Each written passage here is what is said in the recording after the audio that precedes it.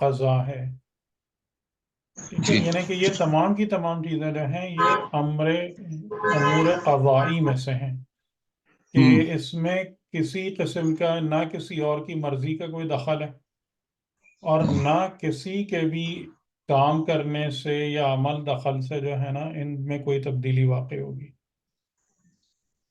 لیکن جو قدر یا تقدیرات یا مقدرات ہیں وہ ہیں کہ وہ ایک ایسا سسٹم ہے کہ جس کے اندر ایک فلیکزیبلٹی ہے، ٹھیک ہے، یعنی جیسے ہوں آج کل کی کمپیوٹر کی زبان میں آپ اگر اس پہ بات کریں کہ آپ کے جو ڈفرینٹ سافٹ ویئرز ہوتے ہیں، ٹھیک ہے، سافٹ ویئر سارے اپنی ایک پراپر بیس رکھتے ہیں نا، اپنی ایک خاص لینگویج میں لکھے ہوئے ہوتے ہیں، ان کا ہوں ایک خاص فریم ورک ہوتا ہے، لیکن اس فریم ورک کے اندر آپ کو اپنے تخلیقی کام کرنے کی پوری آزادی ہوتی ہے، ٹھیک ہے ٹھیک ہے، اس فریم ورک کے اندر، یعنی سی لینگویج کا جو سینٹیکس ہے آپ اس سینٹیکس سے ذرہ برابر ادھر ادھر نہیں ہو سکتے، ہوں ٹھیک ہے، صحیح ہے یہ آپ پر پابندی ہے، تو یعنی یہ مقدر کی پابندی ہے کہ جو خدا نے ایک نظام بنا دیا ہے، یعنی جیسے آپ کے بدن کی طرف سے جو کانسٹرینٹس آپ پر اپلائی ہوتے ہیں یا نیچر کی طرف سے جو کانسٹرینٹس اپلائی ہوتے ہیں اس کو کوئی توڑ تاڑ کے نہیں بالکل ہی ختم کر سکتا،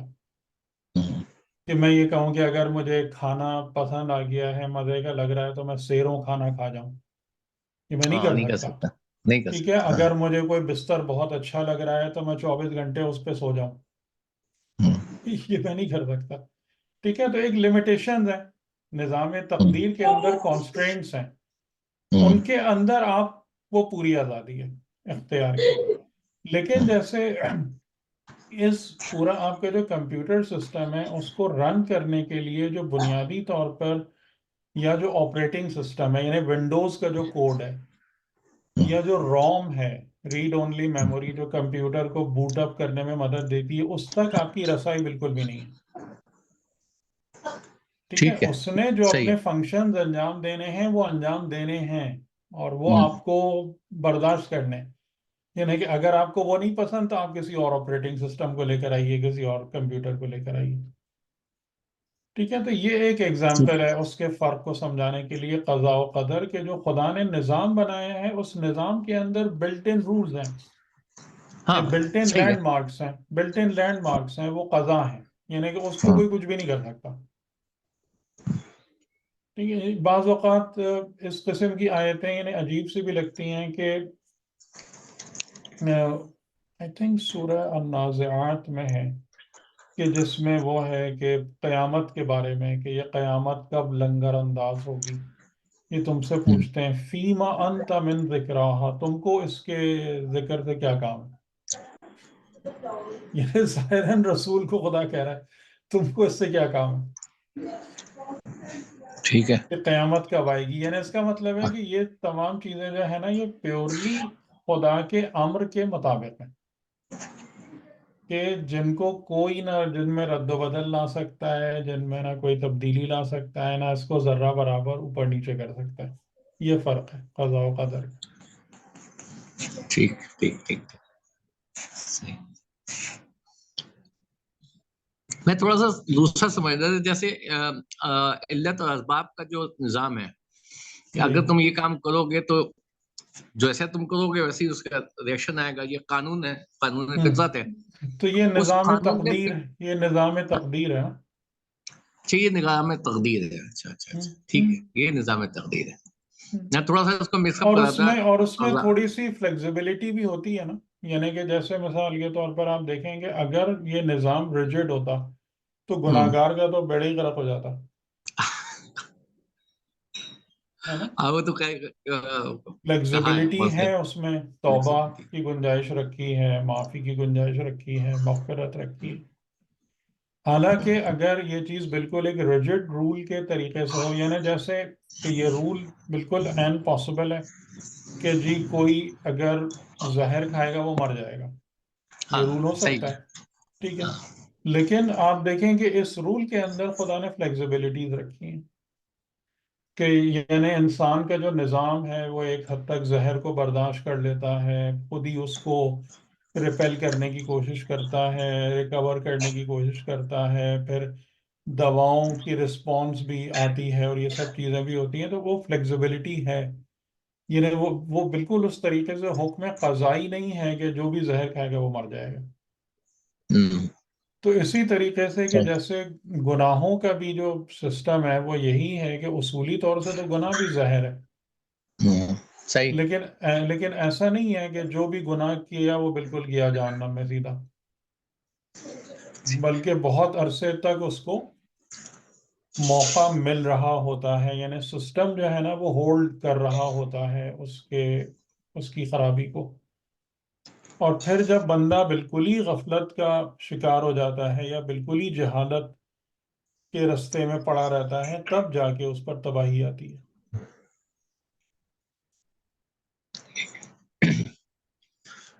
तब भी एक रास्ता खुला होता है, मतलब टिल लास्ट मोमेंट तक। यानी रास्ता खुला होता है लेकिन वो बंद होता भी चला चांसेस जाता है, वही चांसेस जो कम हो हमने जाता है। बात की थी ना उसकी। हाँ हाँ, बहुत और जो सही पिछली है। दफा भी जो मैं बात समझाने की कोशिश कर रहा था, लेकिन मुझे लगा कि शायद इतनी समझ में आई नहीं है, वही जो बात हो रही थी मकाफात अमल की, और जिसको जी मैंने जी। कहा था कि मकाफात अमल से ज़्यादा अहम आपकी चॉइस है, हम्म। जो आप अपने लिए राह चूज करते हैं, and what you want your self to be. आपकी जिंदगी में जो कुछ भी होता है ना उसकी बुनियाद वहां पर है कि सही है। आपने कौन सा रास्ता अपने लिए मुंतखब किया है और आप खुद क्या बनना चाहते हैं, आप अपने आप को किस हाल में देखना चाहते हैं, असल चीज वो है। मतलब असल चॉइस है रास्ता चुनने में, उसके बाद आप हाँ, उसके बाउंड आपकी हो यानी जाते हैं। आप यूं समझ लीजिए कि फिर आपकी तकदीरात का जो पूरा फ्रेमवर्क है ना वो उसके मुताबिक वजूद में आता है, हाँ, वजूद में आ जाता है। ठीक आपकी ठीक उस है। चॉइस के मुताबिक।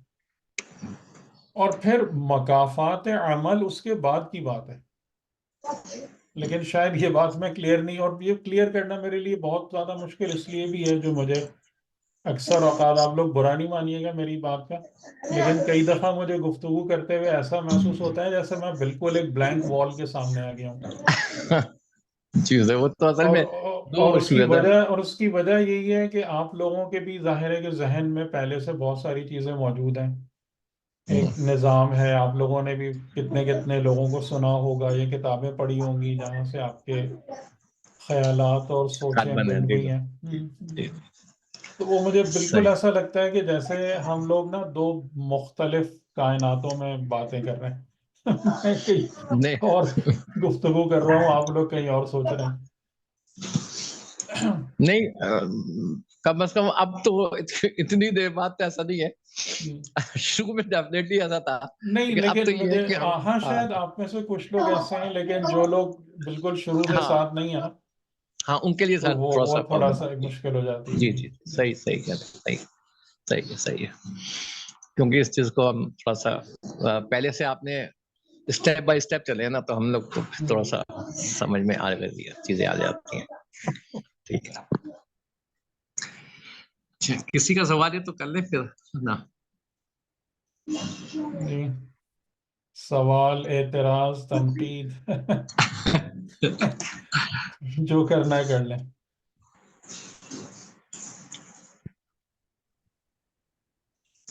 जी। एक सवाल जो है ना मेरा इससे रिलेटेड तो नहीं है, लेकिन सूरह वाक़िया में जो जिक्र हुआ है शुरू में कि क़यामत वाले दिन 3 गिरोह में बँट जाएंगे, असहाबुल मैमना, असहाबुल मशअमा और हम्म मुक़र्रबीन।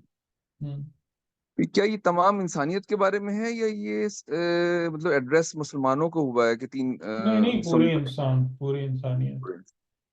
अच्छा, उसमें जो है ना फिर जैसे जिक्र आता है कि मुक़र्रबीन के बारे में है कि वो कलील मिनल अव्वलीन और नहीं, सुल्लतुम मिनल अव्वलीन व सुल्लतुम कलीलुम मिनल मिनल अव्वलीन आखिरीन। व कलीलुम हाँ, मिनल सुल्लतुम मिनल आखिरीन। अव्वलीन व कलीलुम मिनल आखिरीन, यानी कि जी। शुरू पहलों में से जो है ना ज्यादा है, आखिरत आखिर वालों में से कम है। लेकिन हम्म जब असहाब यमीन का जिक्र आता है आगे चल हम्म। के, तो फिर वो होता है सुल्लतुम मिनल अव्वलीन और सुल्लतुम मिनल आखिरीन। तो यानी जी। कि वो कहते हैं कि काफी सारे लोग शुरू में भी हैं और आखिर में, तो उससे कुछ हम्म हौसला होता है कि शायद हम्म। आखिर के लोगों में से भी जो है ना वो जी मौजूद हैं।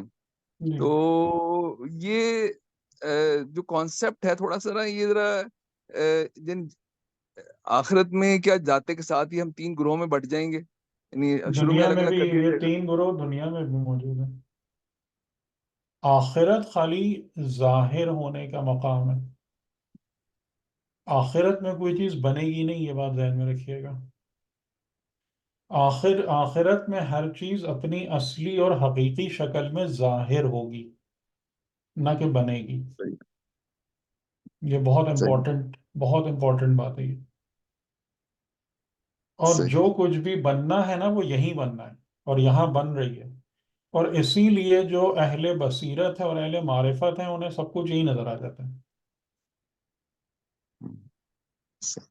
آخرت میں جانے کی کوئی ضرورت نہیں ہے. وہاں ہاں ظہور ہے اپنی پوری آب و تاب کے ساتھ، اپنی پوری حقیقت کے ساتھ، اپنی پوری رانائیوں کے ساتھ یا پوری تباہیوں کے ساتھ. لیکن جنت یہی ہے، جہنم یہی ہے، سابقون یہی ہیں، اصحاب یمین یہی، سب کچھ یہی ہے. جنریشن کریشن اس دنیا میں ہے، نہ کہ وہاں پر ہے. جیسے وہ رسول خدا نے فرمایا الدنیا مزرعۃ الآخرہ. کیا سمجھا رہی ہے حدیث آپ کو؟ دنیا جی ہے نا بالکل. مزرعہ، دنیا مزرعہ ہے نا. آپ ہوں، کی جتنی بھی بیج سے لے کے پھل بنتا ہے وہ مزرعہ میں بنتا ہے نا. جی جی صحیح ہے. اپنا گھر، اب آپ اس کی فصل کاٹ کے اپنے گھر لے جاتے ہیں. تو آخرت جو ہے وہ فصل کاٹ کے گھر لے جا کے یوز کرنے کا نام ہے. آخرت مزرعہ کا نام تھوڑی ہے، مزرعہ تو دنیا ہے. ہوں، صحیح. اچھا اس میں وہ جو جب ذکر ہے کہ سلۃ من الاولین اور سلۃ من الاخرین یا اصحاب یمین کا، اس کا مطلب ہے کہ اس سے تو ایسا ظاہر ہوتا ہے کہ بہت سارے لوگ جو ہیں وہ حق پہ بھی ہیں، یعنی جس میں ہاں یعنی اب کہ مقربین میں جو تو نہیں ہے جو لیکن ظاہر جو ظاہراً ہے کہ اولین اور آخرین، پہلا تو تعین اولین اور آخرین کہ ان دونوں کے بیچ میں ڈویژن لائن کیا ہے. یعنی کس کے پہلے ہم اولین سمجھیں اور اس کے بعد آخرین سمجھیں، پہلا کوشچن یہ ہے. تو وہاں پر ظاہراً خود رسول خدا، کہ رسول خدا صلی اللہ علیہ وآلہ وسلم یہ ختم نبوت اس سے پہلے اولین ہے، اس کے بعد آخرین ہے. جی ٹھیک. تو اس کا مطلب یہ ہوا کہ حضور سے پہلے جو تمام سلسلہ نبوت و رسالت تھا، وہ اور ان کے اوصیاء علیہم السلام، ہر نبی کے، تو وہ سابقون الاولون کو یا سابقون المقربون کو بنا رہے ہیں. اور وہ ان کی ایک کثرت، یعنی کثرت کا مطلب ہے کہ وہ جو ایک تعداد تھی وہ اس وقت رسول خدا کے پہلے زمانے میں یہ چیز تھی. اور رسول خدا کے بعد اس معیار کے لوگ پیدا ہونا کم ہو گئے ہیں.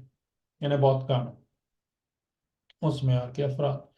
تو قلیل من الاخرین والی بات ہو گئی. ثلۃ من الاولین یعنی انبیاء اور اوصیاء، اور قلیل من الاخرین کے انبیاء اور اوصیاء کے معیار کے افراد بعد میں کم ہیں، بلکہ بہت صحیح ہے. قلت میں. اچھا، اصحاب یمین وہ لوگ جو انبیاء اور اوصیاء کے سچے پیروکار اور شاگرد ہیں. تو یہ لوگ اب جو بھی خدا کہہ رہے ہیں اللہ، یا یعنی ایک اچھی اپریشیبل نمبرز ان کے، یا ایک اچھی معقول تعداد میں، یہ پہلے بھی تھے اور یہ بعد میں بھی ہیں. اور جی جی بعد والے لوگوں کا تھوڑا سا کریڈٹ اس لیے بڑھ جاتا ہے کہ انہوں نے پیغمبر کی غیبت میں یہ چیز اچیو کی ہے. جی ٹھیک ہے. یعنی اس لیے جو ہے نا کہ پیغمبر اکرم نے جو فرمایا کہ میری امت کے جو علماء یا حقیقی علماء ہیں وہ اس معیار پہ پہنچتے ہیں، تو اس کی ایک وجہ یہ بھی سمجھ میں آتی ہے کہ جو علماء ہیں وہ ایک لحاظ سے ایک روحانی رابطے کے ذریعے سے وہ آگے بڑھ رہے ہوتے ہیں. ظاہری چیز ان کے پاس نہیں ہے کہ انہیں رسول کی یا وصی رسول کی ظاہری صحبت نہیں ہے ان کے پاس، جی لیکن وہ پیورلی اپنے نفس کی پاکیزگی اور طہارت اور ان چیزوں کی بنا پر جو ہے نا وہ بلند ہو رہے ہوتے ہیں. تو یہ ایک کریڈٹ ہے آخرین کے اندر جو لوگ ہیں، یا آخرین میں جو اصحاب یمین ہیں یا اصحاب میمنہ ہیں. تو یہ ہے کہ یعنی اس معیار تک پہنچنا بہت تھوڑے سے لوگوں کے بس کی بات ہے، جو انبیاء اور اوصیاء کا معیار تھا. تو اس لیے وہ لوگ آخرین میں قلت میں ہیں، لیکن وہ معیار کے جو ان کے پیروکاروں اور شاگردوں نے حاصل کیا اس اعتبار سے لوگ پہلے بھی تھے اور بعد میں بھی ہیں اس معیار پہ۔ یہ صرف ہوں گے 3 گروہ ہی نا، یعنی کہ تمام جو جتنی یعنی اس وقت انسان نہیں، موجود یہ میں ہوں گے نے اس میں؟ بتایا تھا پہلے، بلکہ اس پر ایک اسائنمنٹ بھی دیا تھا میں نے، شہزاد بھائی یاد ہے؟ جنت اور جہنم والا اسائنمنٹ بھول گئے؟ سر دیا تھا وہ سورہ ہاں، واقعہ اور سورہ سورہ رحمان۔ واقعہ، سورہ جی قمر، جی سورہ رحمان، 3 صورتوں کو ملا کے، جی، سورہ قمر کی آخری 2 آیت اور پھر سورہ ہاں، رحمان کہ اور سورہ پورا واقعہ جہاں سے آپ کو یہ ساری چیزیں تو شیئر کر یہ لیجیے گا سمجھ آپ گروپ میں دوبارہ، کہ اگر کوئی ٹھیک ہے کرنا چاہے اس کو تو ٹھیک ٹھیک ہے۔ تو یہاں گروہ حقیقتاً 2 ہیں، اور 2 میں پھر 3 ہیں، گروہ 2 ہیں، 3 نہیں ہیں، ایک میمنہ ہے اور ایک مشأمہ ہے۔ میمنہ کا جی مطلب ہے کہ جو آخرت میں حالت امن میں ہوں گے، جی مشأمہ کا مطلب یہ ہے کہ جو حالت شوم یا بدبختی میں ہوں گے۔ یہ 2 ڈویژنز ان دا بگننگ ہیں کہ یہ صاحبان امن ہیں، جن کے لیے امن و سلامتی ہے ابدی و دائمی زندگی میں، اور یہ شوم والے ہیں کہ جو مشأمہ یعنی جن کے لیے بدبختی و نحوست ہے اس لائف میں۔ ٹھیک ہے، پھر اصحاب میمنہ کے اندر 2 کیٹیگریز ہو جائیں گی۔ ایک کیٹیگری ہوگی سابقون السابقون اور مقربون والی، اور دوسری کیٹیگری ہوگی اصحاب یمین والی۔ یہ ترتیب ہے جو سورہ واقعہ نے بتائی۔ مجھے تو بعض دفعہ بہت حوصلہ افزا بات لگتی ہے کہ کم از کم جو اصحاب یمین ہے اس میں اللہ تعالیٰ فرما رہا ہے سلۃ من الاولین و سلۃ من الاخرین، تو اس میں امکان ہے کافی کہ مقربین میں تو نہیں لیکن زیادہ تر لوگ اس کے اندر موجود ہوں گے۔ تو زیادہ تر کا تو پتہ نہیں ہے، یہ میں کچھ نہیں کہہ سکتا، کیونکہ اگر آپ ان کی نشانیاں دیکھیں اور پڑھیں تو زیادہ تر لوگ تو 3rd گروپ میں جا رہے ہیں، کیونکہ جو چیز بھی ڈٹرمن ہوگی وہ ان علامات سے ہوگی نا۔ تو جو علامتیں اور نشانیاں ہیں وہ تو 3رے گروپ والی زیادہ ہیں۔ وہی تو ہے کہ علامتیں تو وہی والی ہیں، لیکن اللہ تعالیٰ جو مطلب وہ کہہ رہا ہے کہ کافی مطلب سلۃ من اور الاولین سلۃ من الاخرین۔ اصحاب یمین کے حوالے سے دیگر جگہوں پر بھی کافی چیزیں ہیں، یعنی اصحاب یمین وہ ہیں کہ جو مقربین کے چشمے میں سے پیتے ہیں۔ یہ قرآن نے جی بہت بہت اہم اور بہت زبردست جی طریقے سے بات کو سمجھائی ہے۔ تو کہاں پی رہے ہیں ان کے چشمے میں سے؟ یعنی ان کے چشمے سے، ان کے آب حیات سے سیراب کہاں ہو رہے ہیں؟ اگر ہو رہے ہیں تو اصحاب یمین میں ہیں۔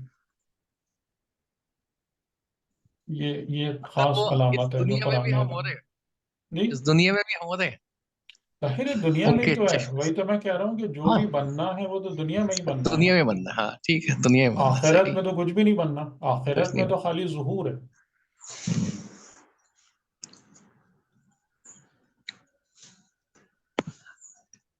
جی اس میں تو سر سورہ بلد میں پڑھنے کے بعد تو لگتا ہے کہ ہم 3 گروپ میں ہی ہیں۔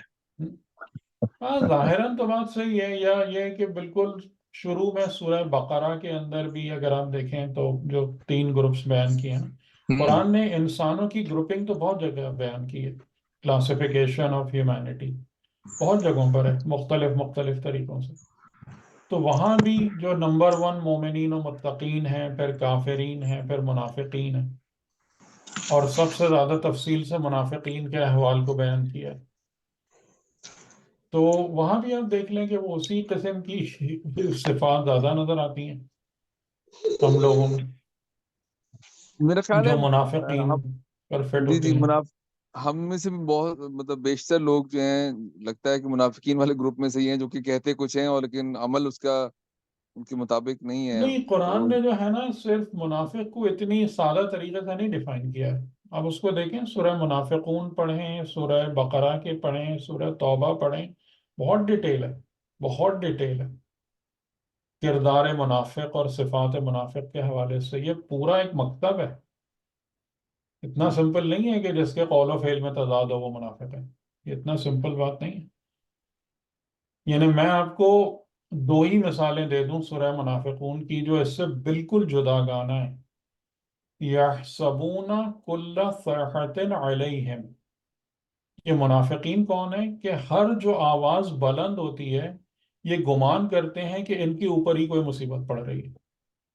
آپ بتائیے ہمارے یہاں یہ چیز میں نے تو خود اپنی نظروں کے سامنے سے دیکھی ہے. جب وہ سپاہی صحابہ کی کلنگ ولنگ یہ تھی کہ ہر شخص اس طریقے سے ڈرا سہما بیٹھا ہوا ہے کہ جیسے بس میں اب گھر سے نکلا تو واپس آنا نصیب نہیں ہوگا.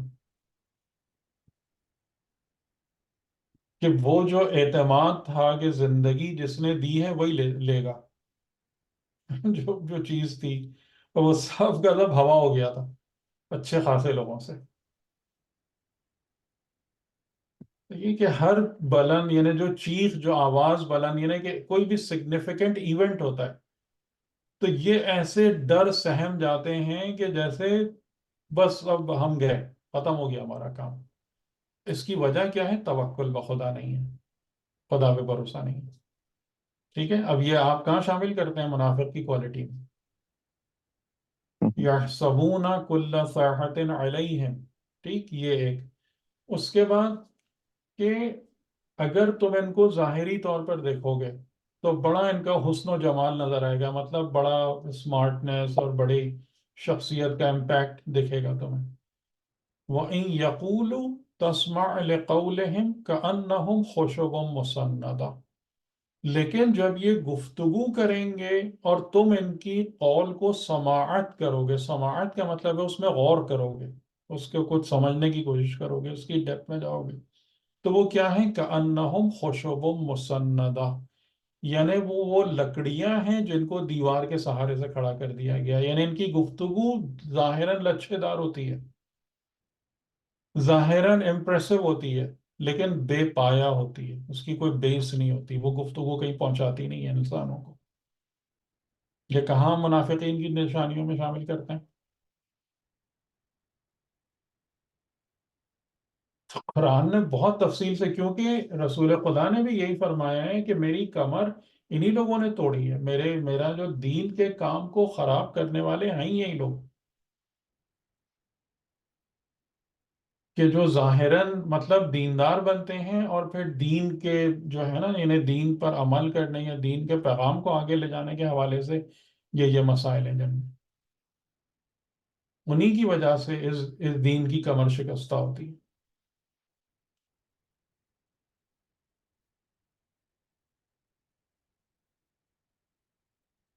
تو اس پہ بہت تفصیل سے گفتگو ہے. منافقت اور منافق والا جو فنومینن ہے اس بہت تفصیلی گفتگو ہے قرآن میں. جی، اور کیا حال ہے افروز بھائی؟ ہیں آج آگے؟ سر السلام علیکم، میں ہوں. جی سر. السلام جی. آپ بڑے خاموش خاموش ہیں پچھلے 4-5 نشستوں سے. اتنی سب اچھی سمجھ گفتگو گئے آپ ہیں؟ سنتا رہتا ہوں بس. سب سمجھ لیا آپ نے؟ نہیں نہیں، میں تو بس ایک سوال ذہن میں آ رہا تھا، اور شاید وہ ایک ہوں، لحاظ سے ابھی آپ نے آنسر دے بھی دیا اس کا، کہ وہ پچھلی درس میں گفتگو کی تھی کہ شیطان ہمیں جو ہے جس رستے سے جس حملہ کرتا ہے وہ خوف ہے، اور اس میں خوف خاص اور خوف خوف ہے اور فحشا ہے. اور فحشا ہے. جی. تو جیسے ابھی ہم یہاں پہ بھی اس خوف کی بات کر رہے تھے، توکل ہوں، خدا نہ ہونے کی وجہ سے ہوں، ہوں، منافق یہ سمجھتا ہے کہ جو بھی مصیبت آئی ہے بس اب اسی پہ پڑ گئی آ کر. ہوں، ہوں. تو خوف کی جو ہے کون کون سی اقسام زیادہ تر جو ہے وہ ہوتی ہے جس سے حملہ کرتا ہے یا جس سے بچنے کی ضرورت ہے؟ جیسے آپ نے بتایا تھا کہ وہ روزی کے معاملے میں یا اس طرح سے سیکیورٹی اینڈ رسک، یہ دو ہی خوف ہیں جو بنیادی طور سے انسانوں کو لاحق ہوتے ہیں. جان کا خطرہ. ہاں، یعنی جان اور مال، ہاں. جان اور مال یہ دو ہی چیزیں ہیں جن کو ذریعے سے وہ خوف دلاتا ہے.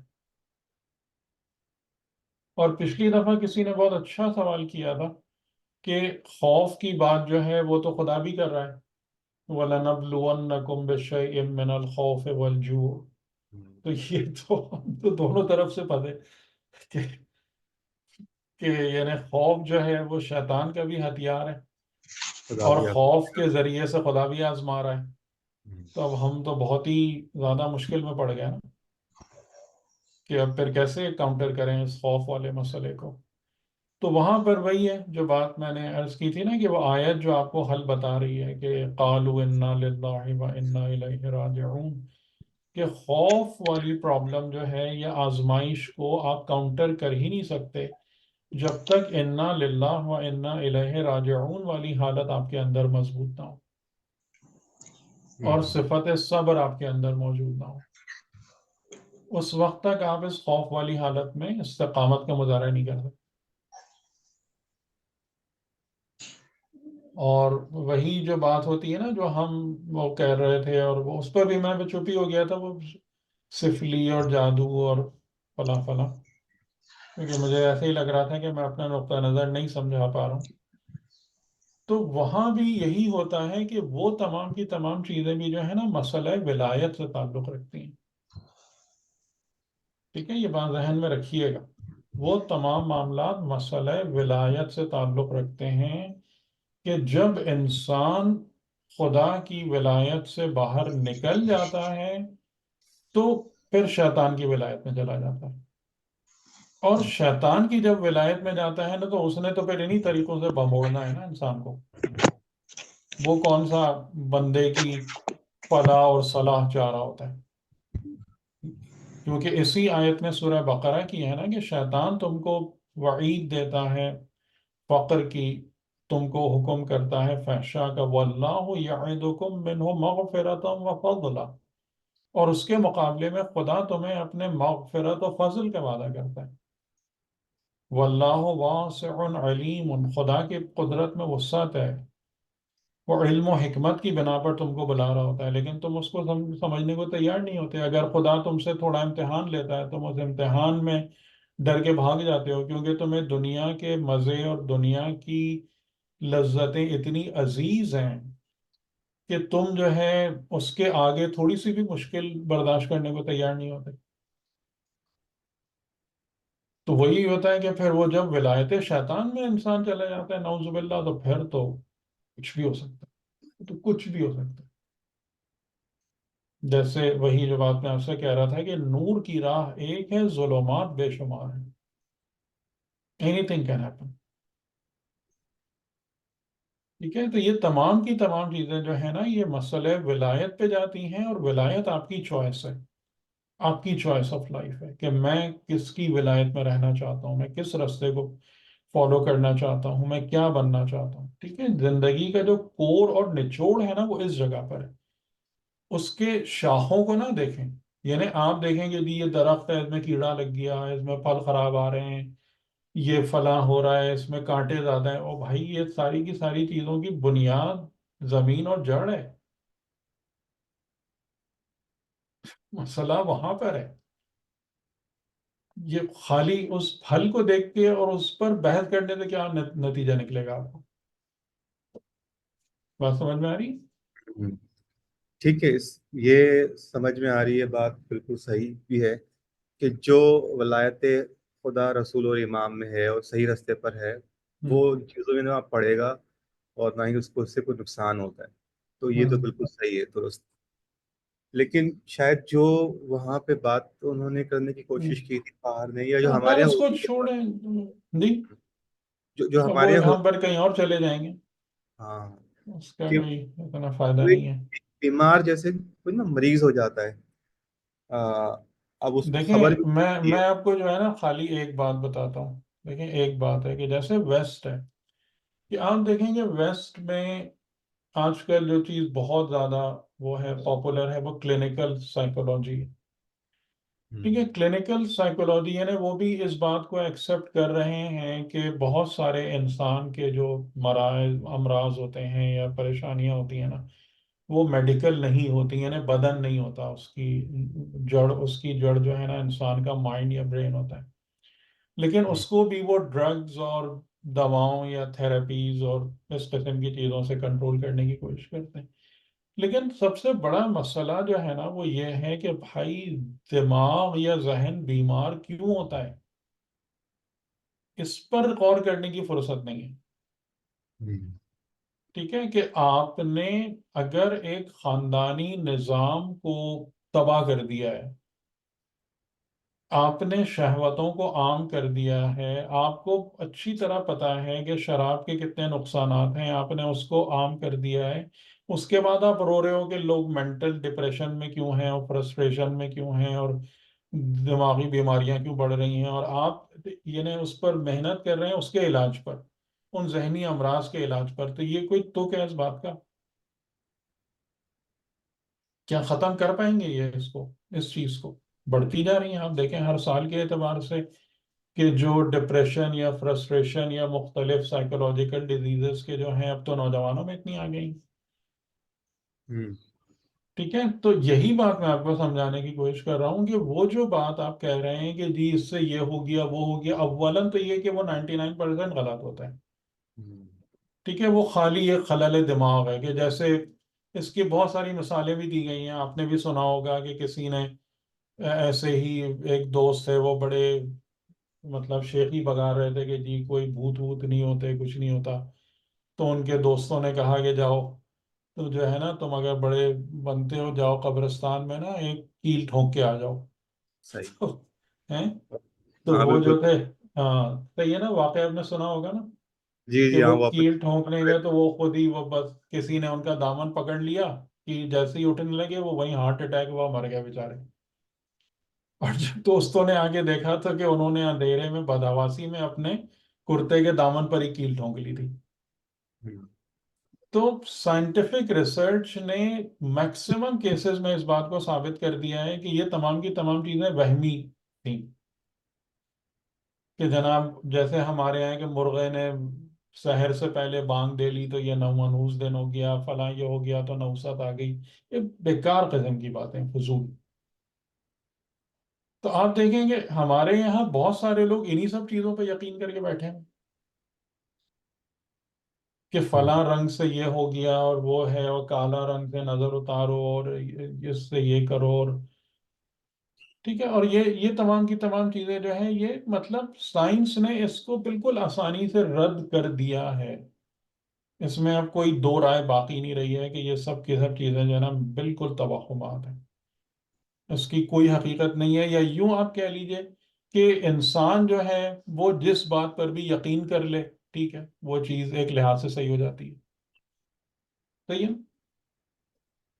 آپ جس چیز پر بھی بلیو کرنا شروع کر دیں وہ سم ہاؤ ٹھیک ہو جاتی ہے، آپ کے لیے صحیح ہو جاتی ہے. جیسے پلیسیبو ایفیکٹ ہے اور اس قسم کی چیزیں.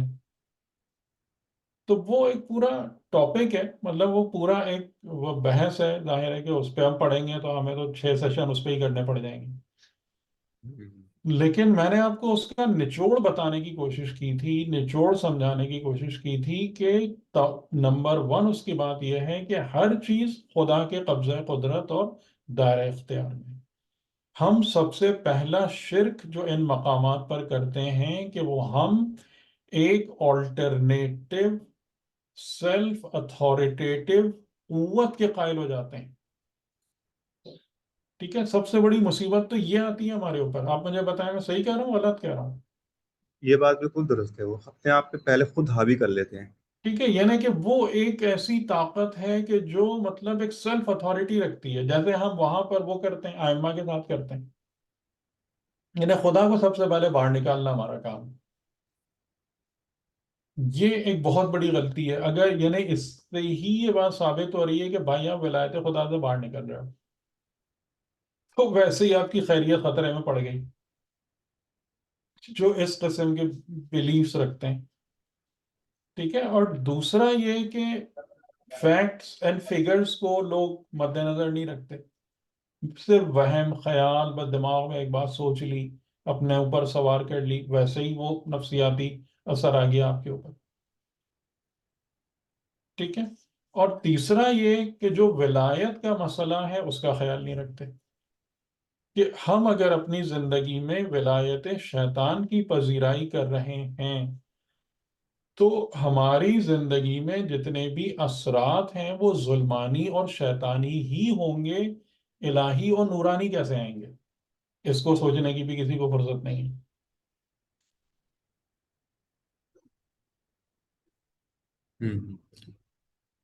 یہ بالکل صحیح ہے، اس میں یہ کوئی وہ یہ یہ یہ سارے وہ نکات ہیں جو اساسی ہیں، جو فنڈامنٹل ہیں۔ باقی تو ایفیکٹس جو ہوتے ہیں نا، ایفیکٹس تو بے شمار ہوتے ہیں نا چیزوں کے۔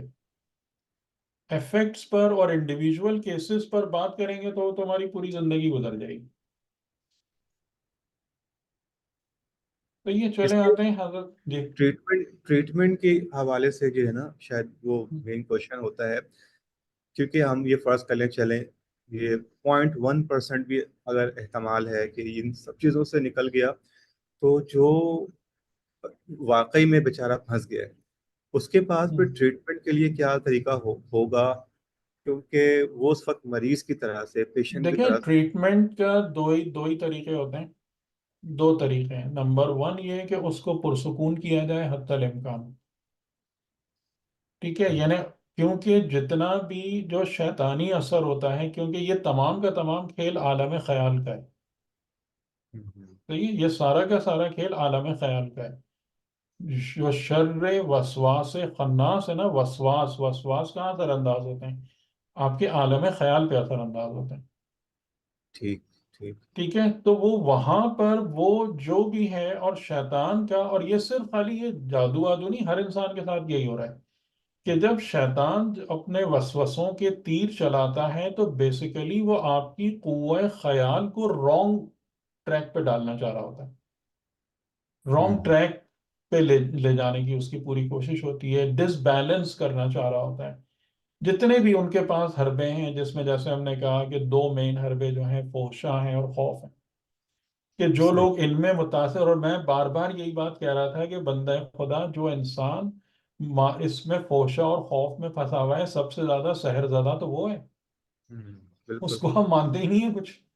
صحیح بات ہے۔ آپ کو یہ الٹی سیدھی چیزوں میں ہی سارا جادو دکھتا ہے۔ ہم خود 24 گھنٹے گزارتے ہیں اس حالت میں کہ مادے کی قوت پر ہمارا یقین ہوتا ہے اور ہم اس کے پیچھے بھاگ رہے ہیں، اور ہم سحر زدہ نہیں ہیں۔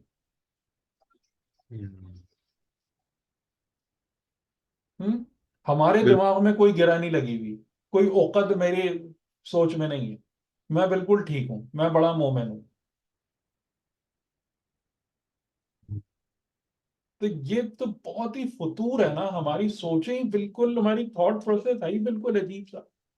اب اس پہ وہی جو میں شہزاد بھائی سے بات کہہ رہا تھا کہ بعض اوقات باتیں کرتے کرتے مجھے بالکل ایسا لگتا ہے کہ میں ایک سپاٹ دیوار کے سامنے کھڑا ہوں، کہ like no one is listening, یا no one has the capacity to listen, کہ ہم نے وہ اپنے وہ سارے اینٹیناز ہی آف کر دیے ہیں نا، جو ہمیں حقیقت اور سچائی کی دنیا سے جوڑتے ہیں۔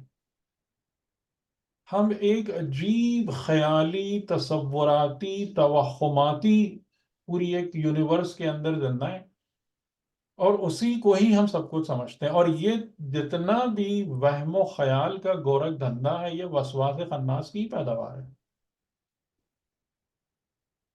ہم سب اس کے متاثرین ہیں، اور ہم سحر زدہ نہیں ہیں۔ اور سحر زدہ خالی وہی دو چار لوگ ہیں جس کو پتہ نہیں ہے نا کہ آپ کے پیسے کم ہونا شروع ہو جائیں تو کسی نے جادو کر دیا، اور بس یہی سب ہے، ٹھیک ہے؟ تو اس سے ہوش میں آنے کی ضرورت ہے۔ تو اس کا علاج یہ ہے کہ سب سے پہلے جو شیاطین کا یا وسواس کی وجہ سے جو سوچ میں ایجیٹیشن آتا ہے، اس کو کام ڈاؤن کیا جائے، ایجیٹیشن کام ڈاؤن، اور پھر اس کے بعد جو ہے نا اس کو پازیٹیو طرف، پازیٹیو ڈائریکشن میں موڑا جائے، چاہے وہ کسی ذکر سے ہو، کسی عمل سے ہو، یا بعض اوقات بہت سارے لوگوں کے لیے محبت جو ہے نا، محبت اور کیئر بہت بڑا وہ ثابت ہوتی ہے اینٹیڈوٹ، یعنی علاج کا وہ چیز، محبت انسان کو بہت بناتی ہے۔ اور آپ غور کیجئے گا کہ ہمارے معاشرے میں جو ہے نا، یہی چیز بہت ختم ہو چکی ہے۔ جس کی وجہ سے یہ پاگل پنا ہے نا کہ جس سے لوگ اتنے جادو زدہ ہو رہے ہیں بیچارے. یعنی میں نے خود جو 2 دفعہ مجھے ہارٹ کی پرابلم ہوئی اور میں ہاسپٹل گیا، اور ظاہر ہے یہاں تو ہاسپٹل کا سارا حساب کتاب فری ہے. میں پاکستان میں تو آپ 2-2 ملین دیں اس علاج کے. اور اس میں ظاہر ہے کہ جو لوگ زیادہ تر ہیں وہ مسلمان نہیں ہیں، مسلمان اکا دکا ہی ہیں، لیکن جو ایک کیئر والا اسپیکٹ ہوتا ہے نا، جب ایک انسان دوسرے انسان کی تکلیف کو اپنا سمجھ کر اپنا وقت اس پہ لگاتا ہے، اپنی انرجی لگاتا ہے، اپنے وسائل لگاتا ہے نا، یہ بہت قیمتی سرمایہ ہے انسانیت. بہت قیمتی سرمایہ ہے. میں نے اتنا اچھا وہ فیلنگ روحانی طور پر مجھے آئی ہے اس میں، کہ وہ جس طریقے کی جو کیئر ہوتی ہے باقاعدہ آپ کا، کہ مطلب آپ بے بس ہیں بالکل ہی، آپ کچھ بھی نہیں کر سکتے اپنا مسئلہ حل، لیکن جو اتنے سارے لوگ آپ کے ارد گرد جمع ہو جاتے ہیں اور آپ کو اٹھا کے سمجھ لیں دوبارہ آپ کے قدموں پہ کھڑا کر دیتے ہیں. یہ وہ چیزیں ہیں جو انسان کو بناتی ہیں، یہ وہ چیزیں ہیں جو اس شیطان کے وسواس خناس کو ختم کرتی ہیں. اور ہم نے مار دیا ہے، ہم نے مار دیا ہے ان سب چیزوں کو اپنے معاشرے سے.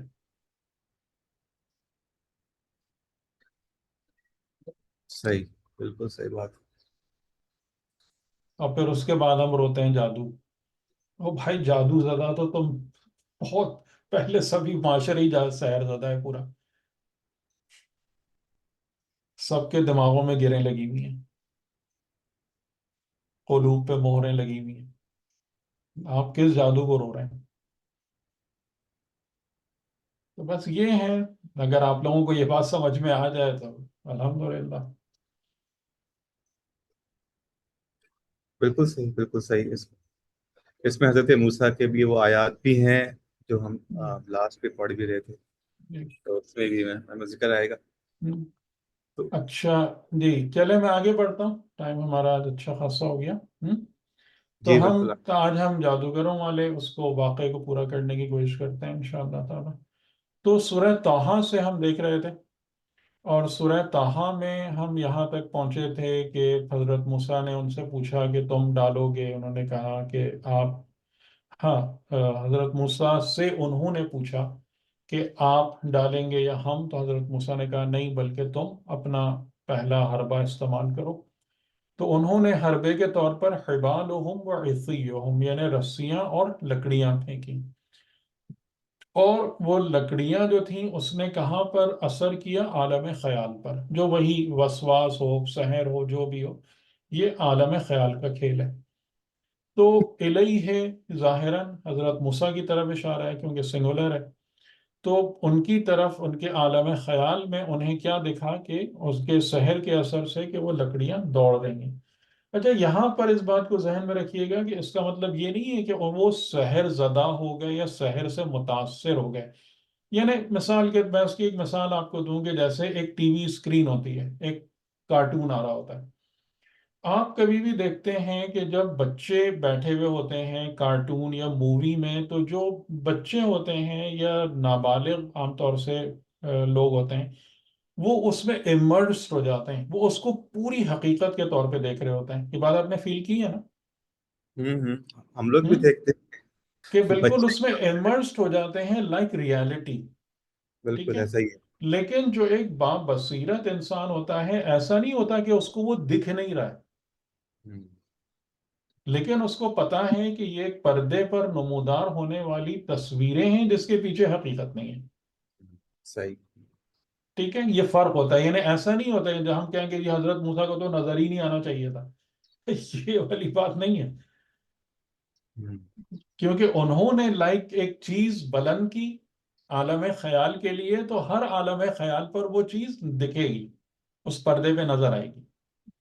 ٹھیک ہے. لیکن جو نائب ہے، جو نابالغ ہے، جو بے بصیرت ہے، وہ اسے حقیقت سمجھ کے اس میں امرسڈ ہو جائے گا. اور جو با بصیرت ہے وہ اس چیز کو ایسے دیکھے گا کہ یہ ایک پردے پر ابھرنے والی ایک تصویر ہے. آ رہا ہے فرق سمجھ میں؟ جب آپ عالم خیال کہہ رہے ہیں سر، ہوں ہوں تو عالم خیال سب کے لیے ایک ہے، چاہے وہ نبی ہو یا عام انسان ہو. ہاں لیکن اس کی طہارت سب کے لیے ایک نہیں ہے. ٹھیک ہے نا, بدن سب کا ایک ہی ہے نا. صحیح. یعنی رسول امام جیسے وہ کہہ رہے ہیں قل انما انا بشر مثلکم, جیسے تم بشر ہو, تمہارا بشری پیکر ہے, میرے پاس بھی بشری پیکر ہے. لیکن ان کا بدن جن چیزوں سے متاثر ہوتا ہے یا ان کا بدن جن چیزوں میں انوالو ہوتا ہے وہ میرا اور آپ کا نہیں ہوتا.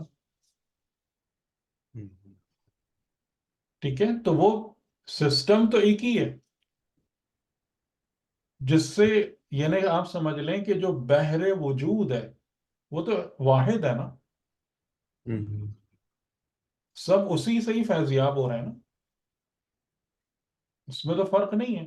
اس میں جی سوری اس میں عالم خیال جو چیز کنفیوز کر رہی ہے وہ یہ ہے کہ ہم آپ سوچ سمجھ رہے ہیں اس کو, ہاں کہ جو ہم جو بات سوچ میں دسیوں دفعہ کہہ چکا ہوں کہ عالم خیال سوچ اور تصور نہیں عالم مثال. ہے. جی جی صحیح ہے.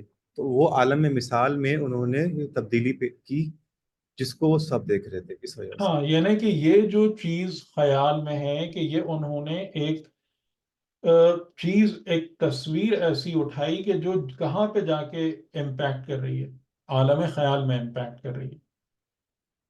ٹھیک ہے, تو اگر انسان واقعاً اس کا عالم خیال پاک ہے تو وہ اس کی حقیقت کے ساتھ اس کو دیکھے گا. تو یعنی جیسے مثال کے طور پر جناب مریم سلام اللہ علیہا کے لیے آیا کہ جب وہ جو بھی وجود تھا جو روح خدا تھی, فَأَرْسَلْنَا إِلَيْهَا رُوحَنَا فَتَمَثَّلَ لَهَا بَشَرًا سَوِيًّا. یہ قرآن کی پراسرار ترین آیتوں میں سے ایک آیت ہے کہ خدا نے اپنی روح کو ان کی طرف بھیجا جو متمثل ہوئی.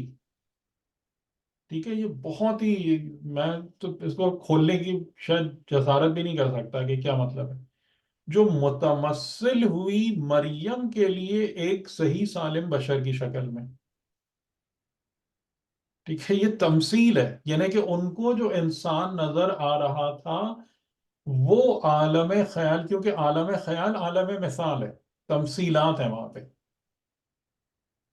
تو وہ اس روح کی کیا تھی, وہ روح کا ظہور تھا ایک صحیح سالم بشر کی شکل میں. ٹھیک ہے, یہ عالم خیال ہے.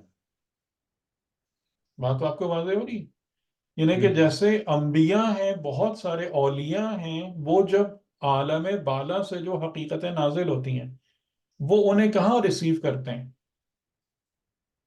اس عالم خیال میں ریسیو کرتے ہیں بطور تمثیل.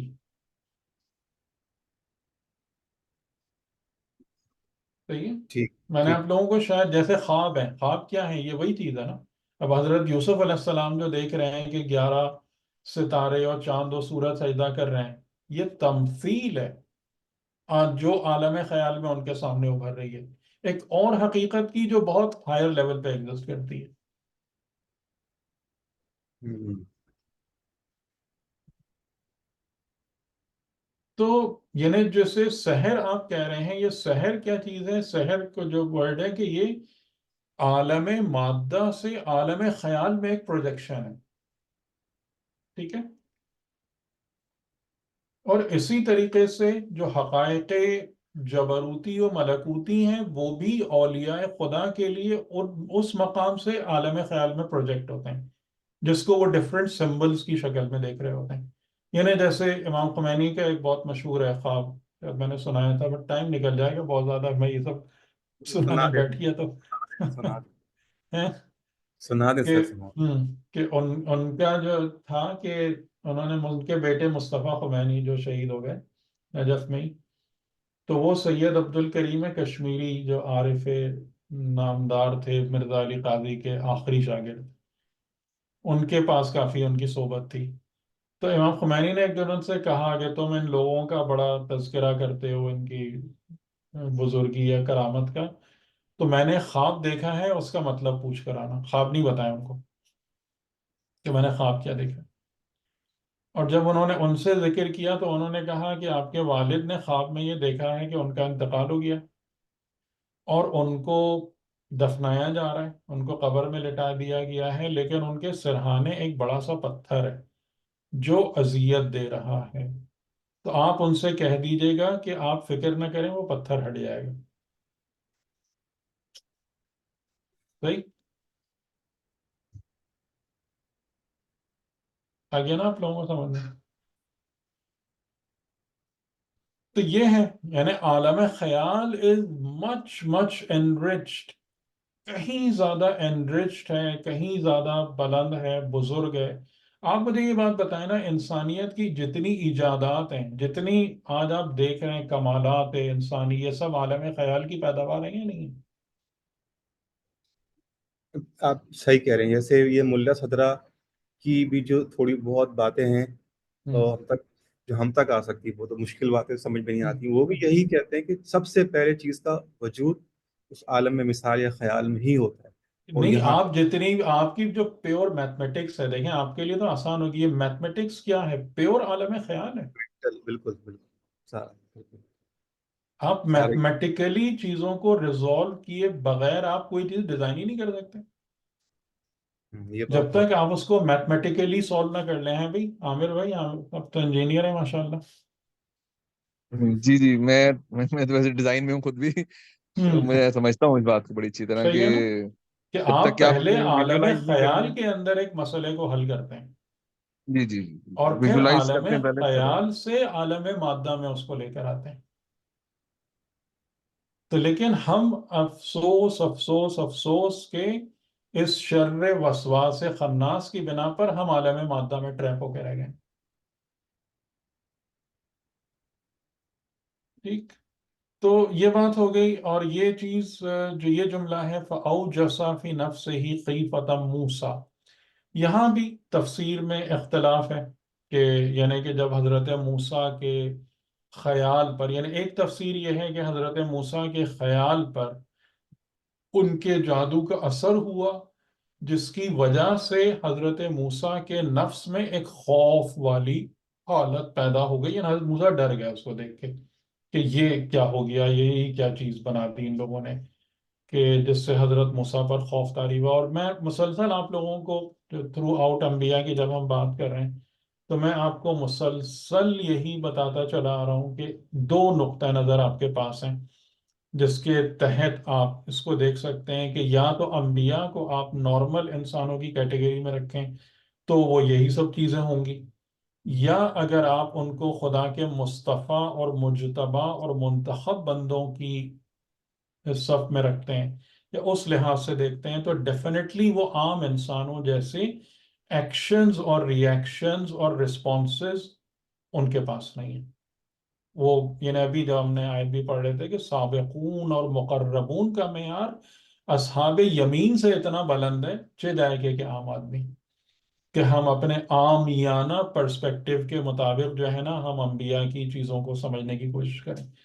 تو یہاں پر بھی امام علی علیہ السلام نے بہت خوبصورت رہنمائی کی ہے اس خوف موسیٰ علیہ السلام کے حوالے سے، کہ جس میں آپ فرماتے ہیں کہ موسیٰ کا خوف بنیادی طور پر یہ تھا کہ انہوں نے ایک بہت افیکٹو سحر جو ہے نا انہوں نے ڈال دیا ہے سامنے، اور میں اس کا توڑ کروں گا خدا کی مدد سے. تو میرا کام جو ہے وہ اس کو بھی جادو نہ سمجھ لیا جائے، کیونکہ میں یہاں موجود ہوں ہدایت مردم کے لیے. یہ جو میں نے فرمائش کی تھی کہ اتنے سارے انسان جمع ہوں اور سب کے سامنے ہم مقابلہ کریں گے، تو یہ جادو کا مقابلہ جادو نہیں ہے جس کے لیے میں نے کہا تھا کہ ہاں تمام لوگ آئیں، بلکہ ان کی جو طاغوتی نظام ہے اس کو توڑ کر اور ہدایت انسانیت، یہ میرا پرپز ہے، اس کی لیے میری ماموریت ہے. تو یہ خوف تھا حضرت موسیٰ علیہ السلام کے نفس میں کہ یہ میں اگر تو یہ کہیں جادو بمقابلہ جادو کا منظرنامہ نہ بن جائے. ٹھیک، تو اسی حساب سے دیکھیں خدا کا جو جواب ہے نا وہ بالکل اسی حساب سے آیا ہے. قلنا لا تخف، خدا کی طرف سے ہم نے کہا لا تخف، تم خوف نہیں کرنا. اگر حضرت موسیٰ کا خوف اس کا ہوتا تو جواب یہ آتا ہے کہ تم اس کا خوف نہیں کرو، ہم ان کے جادو کو ختم کر دیں گے. انک انت الاعلی، کہ بے شک تم عالی ہو، تم سب سے بلند ہو. اس میں جادو وادو کا کوئی ذکر ہی نہیں ہے خدا کے جواب میں. انک انت الاعلی، بے شک تم بلند ہو، یعنی بے شک جس پیغام کے ساتھ ہم نے تم کو بھیجا ہے، جو میسج دیا ہے وہ اعلیٰ ہے. یہ جادو وغیرہ اس کو نہیں کر سکتے، یہ جادو اس کا رستہ نہیں روک سکتا. یہ سحر جو ہے وہ ہدایت کے پیغام کو یا دین کے پیغام کو خراب نہیں کر سکتا، اس کی یہ کیپیبلٹی نہیں ہے. یعنی جیسے وہی جو قرآن کریم کی آیتیں ہیں کہ وَيَجْعَلُ الرِّجْسَ الَّذِينَ لَا يُؤْمِنُونَ وَيَجْعَلُ الرِّجْسَ عَلَى الَّذِينَ لَا يَعْقِلُونَ، یعنی یہ ایک رجس ہے، ایک نجاست ہے کہ جس میں وہ لوگ مبتلا ہو جاتے ہیں جو ایمان اور عقل کے دائرے سے باہر نکل جاتے ہیں. اس کے اندر قطعاً یہ کیپیبلٹی موجود نہیں ہے کہ یہ ہدایت کے نظام کا رستہ روک کے کھڑا ہو جائے. انک انت الاعلی، کہ بے شک تم سب سے اوپر ہو. سر یہ یہاں پہ تمام چیزیں تمہارا رستہ نہیں روک سکتی. جی. یہاں پہ اعلیٰ کا جو ورڈ ہے اس سے یہ ہوتا ہے کہ کچھ ادنا بھی ہے، یا اس کا الٹرنیٹیو یہاں پہ یہ نہیں ہے کہ انت علی الحق، یعنی کہ تم ہی حق پر ہو، باقی سب غلط ہیں، جھوٹے ہیں، فالس. یعنی کہ یہاں پہ اعلیٰ سے مطلب یہ ہے کہ وہ بھی ایک ریئلٹی ہے، مگر جو تمہارے پاس ہے وہ سپرلیٹو ہے. ہاں، یعنی اعلیٰ کا مطلب دیکھیں بنیادی طور پر یہ چیز ہوتی ہے کہ یعنی جیسے آپ کہیں کہ اس کو یوں سمجھیں کہ یزید اپنی تمام چیزوں کو لے کر، اور یزید اور ابن زیاد آئے امام حسین علیہ السلام کے مقابلے میں. تو یعنی آپ یوں سمجھیے کہ جو زبان الوہیت تھی وہ امام حسین سے بھی یہی کہہ رہی ہوگی نا، لا تخف، تمہیں ان سب کے سامنے خوفزدہ ہونے کی ضرورت نہیں ہے. یعنی یہ سب اس رستے کو نہیں روک سکیں گے، اگرچہ کہ تم تعداد میں کم ہو، تمہارے پاس کوئی نمبرز نہیں ہے، قوت نہیں ہے ظاہری. انک انت الاعلی، یہ سب کے سب پستیوں میں دفن ہو جائیں گے، اور جس پیغام کو لے کر تم آئے ہو وہی اوپر اور بالا اور عالی رہے گا. ٹھیک؟ صحیح، یعنی فائنلی جو ہے وہ تم ہی ون کرو گے، اور تم تم ہی ہی بلند ہو، بلندی بلند ہو. تمہارے لیے، صحیح. بلندی تمہارے لیے. تو اینڈ یہاں رزلٹ. پر ہاں، تو اس کا یعنی جیسے وہی ہے کہ آپ دیکھیں کہ جو یعنی تقریباً کیا بلکہ حتماً سمجھ میں آنے والی بات نہیں ہے کہ آپ 50-100 آدمیوں کو ایک صحرا میں گھیر کے قتل کر دیں، اور اس کے بعد جو ہے نا وہ صدیاں بعد صدیاں ان کی یاد باقی رہے اور باقی سب پہ لعنت ہوتی رہے. یہ کہیں سے بھی عقل میں آنے والی بات ہی نہیں ہے. ایسا ہوا ہی نہیں ہے، مطلب انسانی تاریخ میں ایسا کسی ایک جگہ بھی نہیں ہوا. تو یہ وہی مطلب ہوتا ہے کہ جو خدا کے پیغام کو لے کر آ رہا ہوتا ہے. یعنی یہاں پر کوئی جادو ورسز جادو کا مقابلہ نہیں ہو رہا تھا. اعلیٰ کا مطلب یہ نہیں ہے کہ who will win، میں یہ سمجھانا چاہ رہا ہوں. اعلیٰ کا مطلب who is the winner نہیں ہے. اعلیٰ کا مطلب یہ ہے کہ یہ جو پورا نظام باطل ہے، نظام طاغوت ہے، اور یہ ظاہراً بہت طاقتور ہے، اس کے پاس پاور بھی ہے، اس کے پاس اتھارٹی بھی ہے، اس کے پاس نمبرز بھی ہیں، اس کے پاس سپورٹ بھی ہے، لیکن یہی ادنا ہوگا اور تم ہی اوپر رہو گے. ساری بات سمجھ؟ بالکل بالکل، یہ لفظ اعلیٰ میں تو پورا ایک معجزہ ہی چھپا ہوا نظر جی آ رہا ہے. جی. اور پھر اس کے بعد ان کو جو ہدایت ملی وہ کیا، وَأَلْقِ مَا فِي يَمِينِكَ، کہ اور ڈال دو جو تمہارے داہنے ہاتھ میں ہے. تلقف ما صنعوا، اب یہ جملہ بھی بہت قابل غور ہے. تلقف، وہ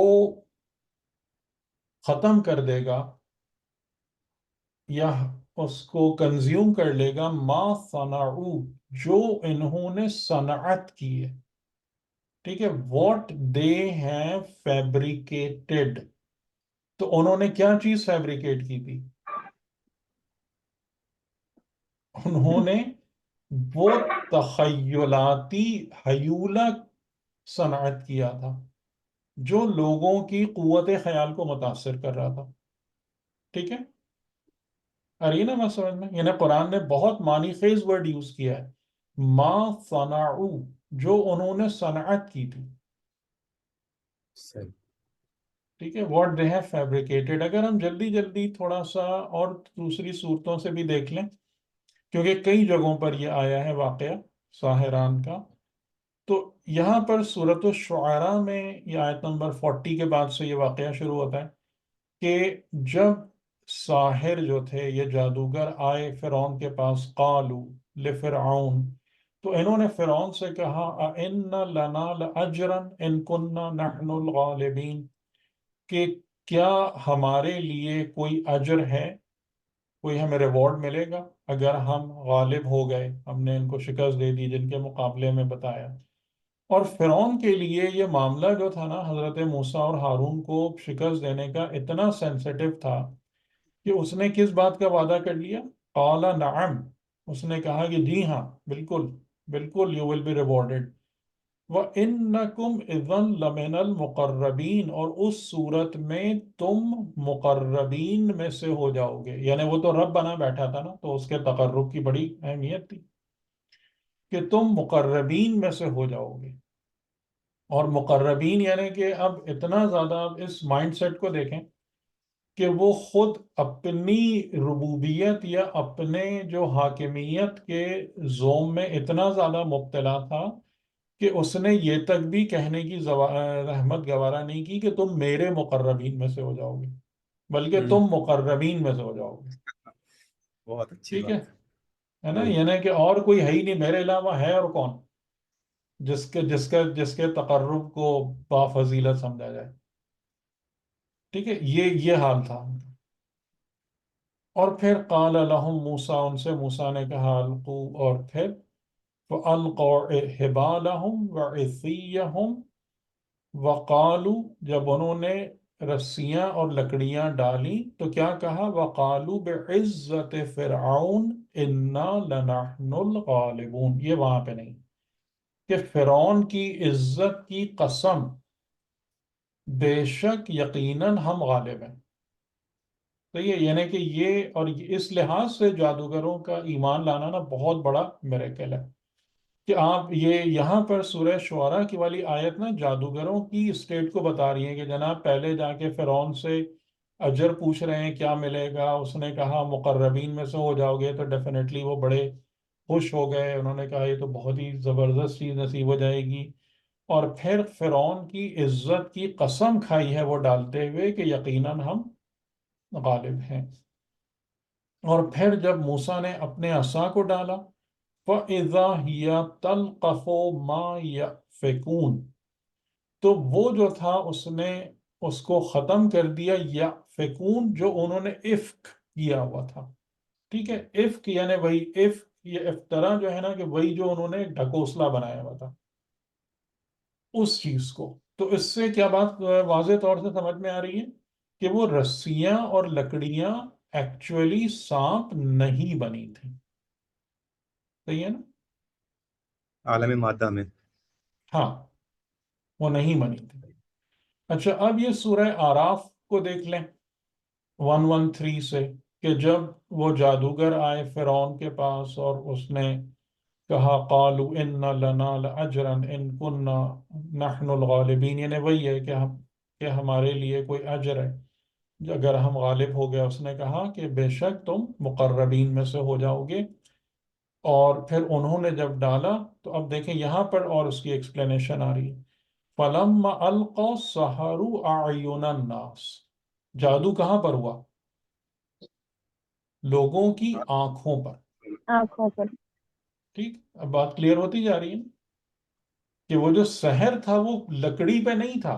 جو میں آپ کو کہہ رہا ہوں کہ اس پر نہیں تھا سحر، سحر اس پردہ خیال پہ تھا. تو یہ انسان کی آنکھ کس چیز سے کنیکٹ ہوتی ہے؟ آپ اپنی آنکھ سے کیا دیکھتے ہیں؟ وہی دیکھتے ہیں جو آپ کے عالم خیال میں ہوتا ہے، جو آپ کے عالم خیال میں پروجیکٹ ہو رہا تھا. آپ کو یہ بات پتہ ہے نا؟ آپ آنکھ سے سامنے کا منظر نہیں دیکھتے، صحیح ہے جو بالکل. آپ کے اطراف کا جو امپیکٹ آپ کے عالم خیال میں جاتا ہے آپ اس کو دیکھ رہے ہوتے ہیں. اسی لیے بہت دفعہ پر ہمیں سامنے والی چیزیں رکھی ہوئی نظر نہیں آتی کیونکہ ہم نے اس کے بارے میں سوچا ہی نہیں ہوا ہوتا. صحیح. تو لوگوں کی آنکھیں، لوگوں کی نظروں پر انہوں نے جادو کیا. وَاسْتَرْحَبُوهُمْ، اور ان کو بہت زیادہ رہب، رہبہ جو ہے وہی جو راہب والی بات ہو رہی تھی، رہبہ کا مطلب ہوتا ہے خوف، رہبت و رغبت. ٹھیک ہے، یعنی رغبت کہ کوئی چیز آپ کو ایسی لگے کہ آپ اس کی طرف آگے بڑھیں. رہبت یعنی آپ کو ایک چیز اسکیری لگے کہ آپ اس سے دور بھاگیں، اس سے آپ پریشان ہو جائیں. وَاسْتَرْحَبُوهُمْ، اور ان کو رہبہ یعنی رہبت میں مبتلا کیا. وَجَاءُوا بِسِحْرٍ عَظِيمٍ، اور یہ سحر عظیم تھا. اور ڈیفینیٹلی یہ آسان کام نہیں ہے کہ لوگوں کی قوت خیال کو اتنے برے طریقے سے متاثر کر دینا، یہ بالکل نہیں. اور ایسا آج کل تو میں سمجھتا ہوں آلموسٹ ان ایگزسٹنٹ ہے.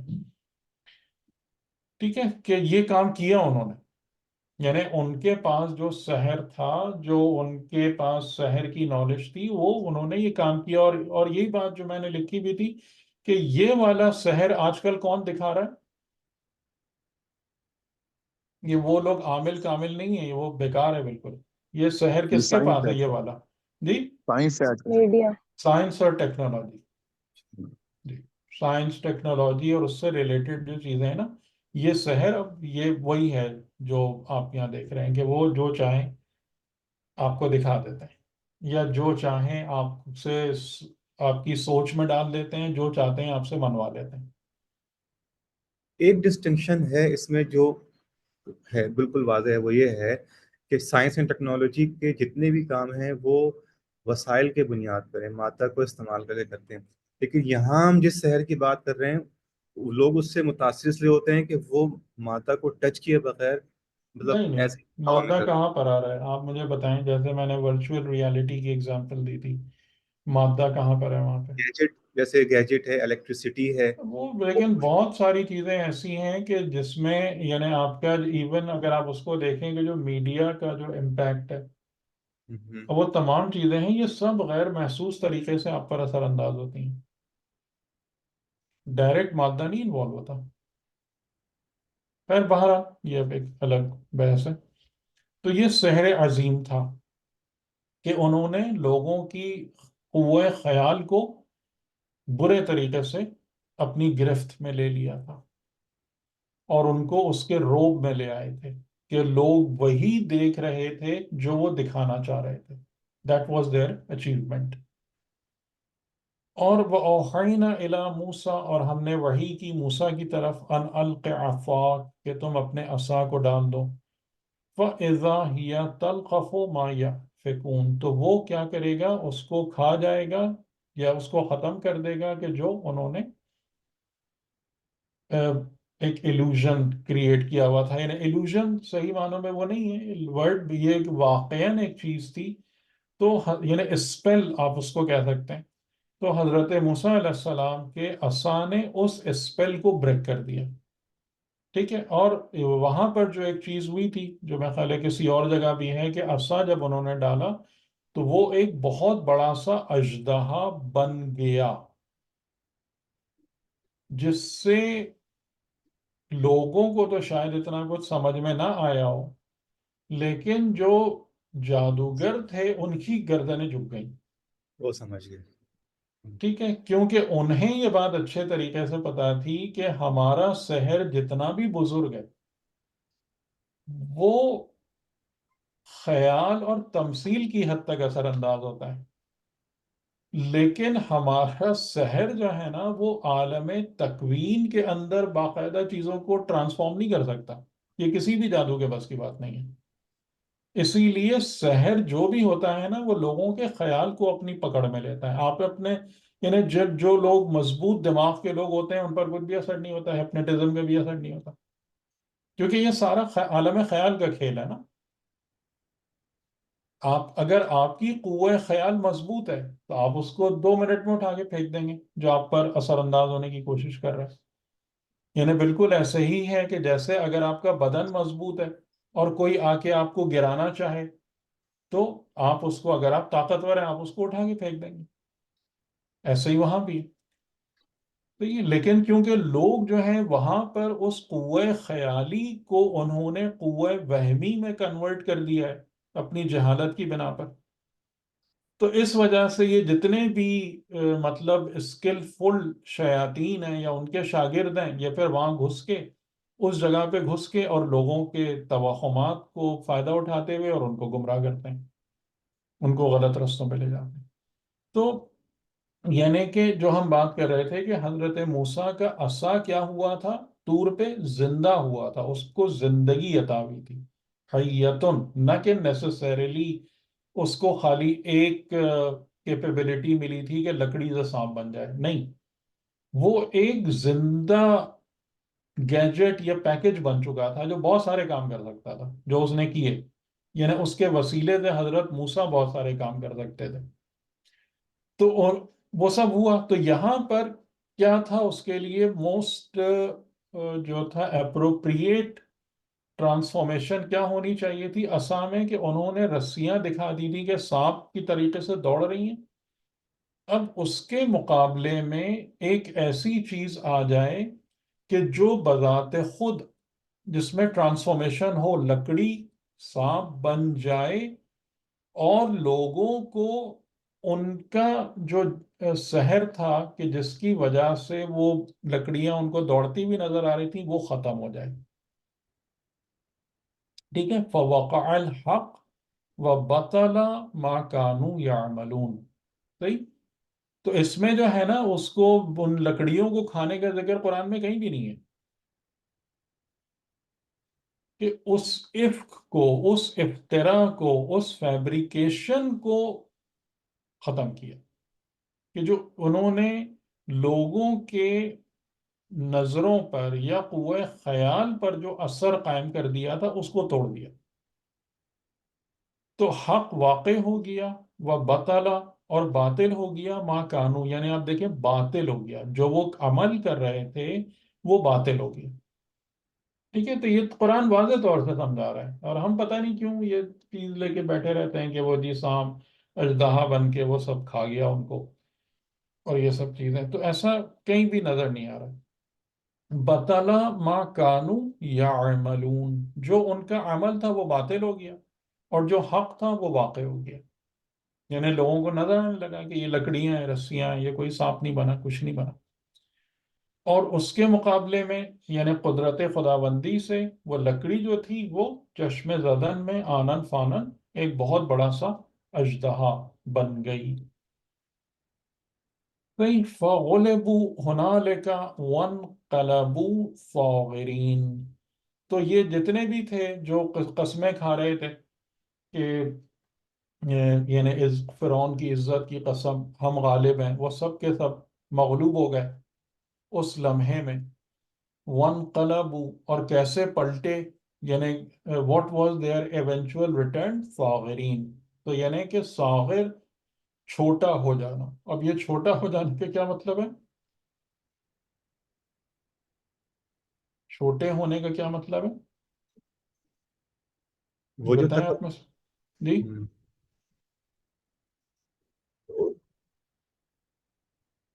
جی بتائیے. یعنی ان کا قد، جو اپنے آپ کو بہت قداور سمجھ رہے تھے، اپنے کو بڑا بزرگ سمجھ رہے تھے، خدا نے کیا کہا تھا؟ اِنَّكَ أَنْتَ الْأَعْلَى.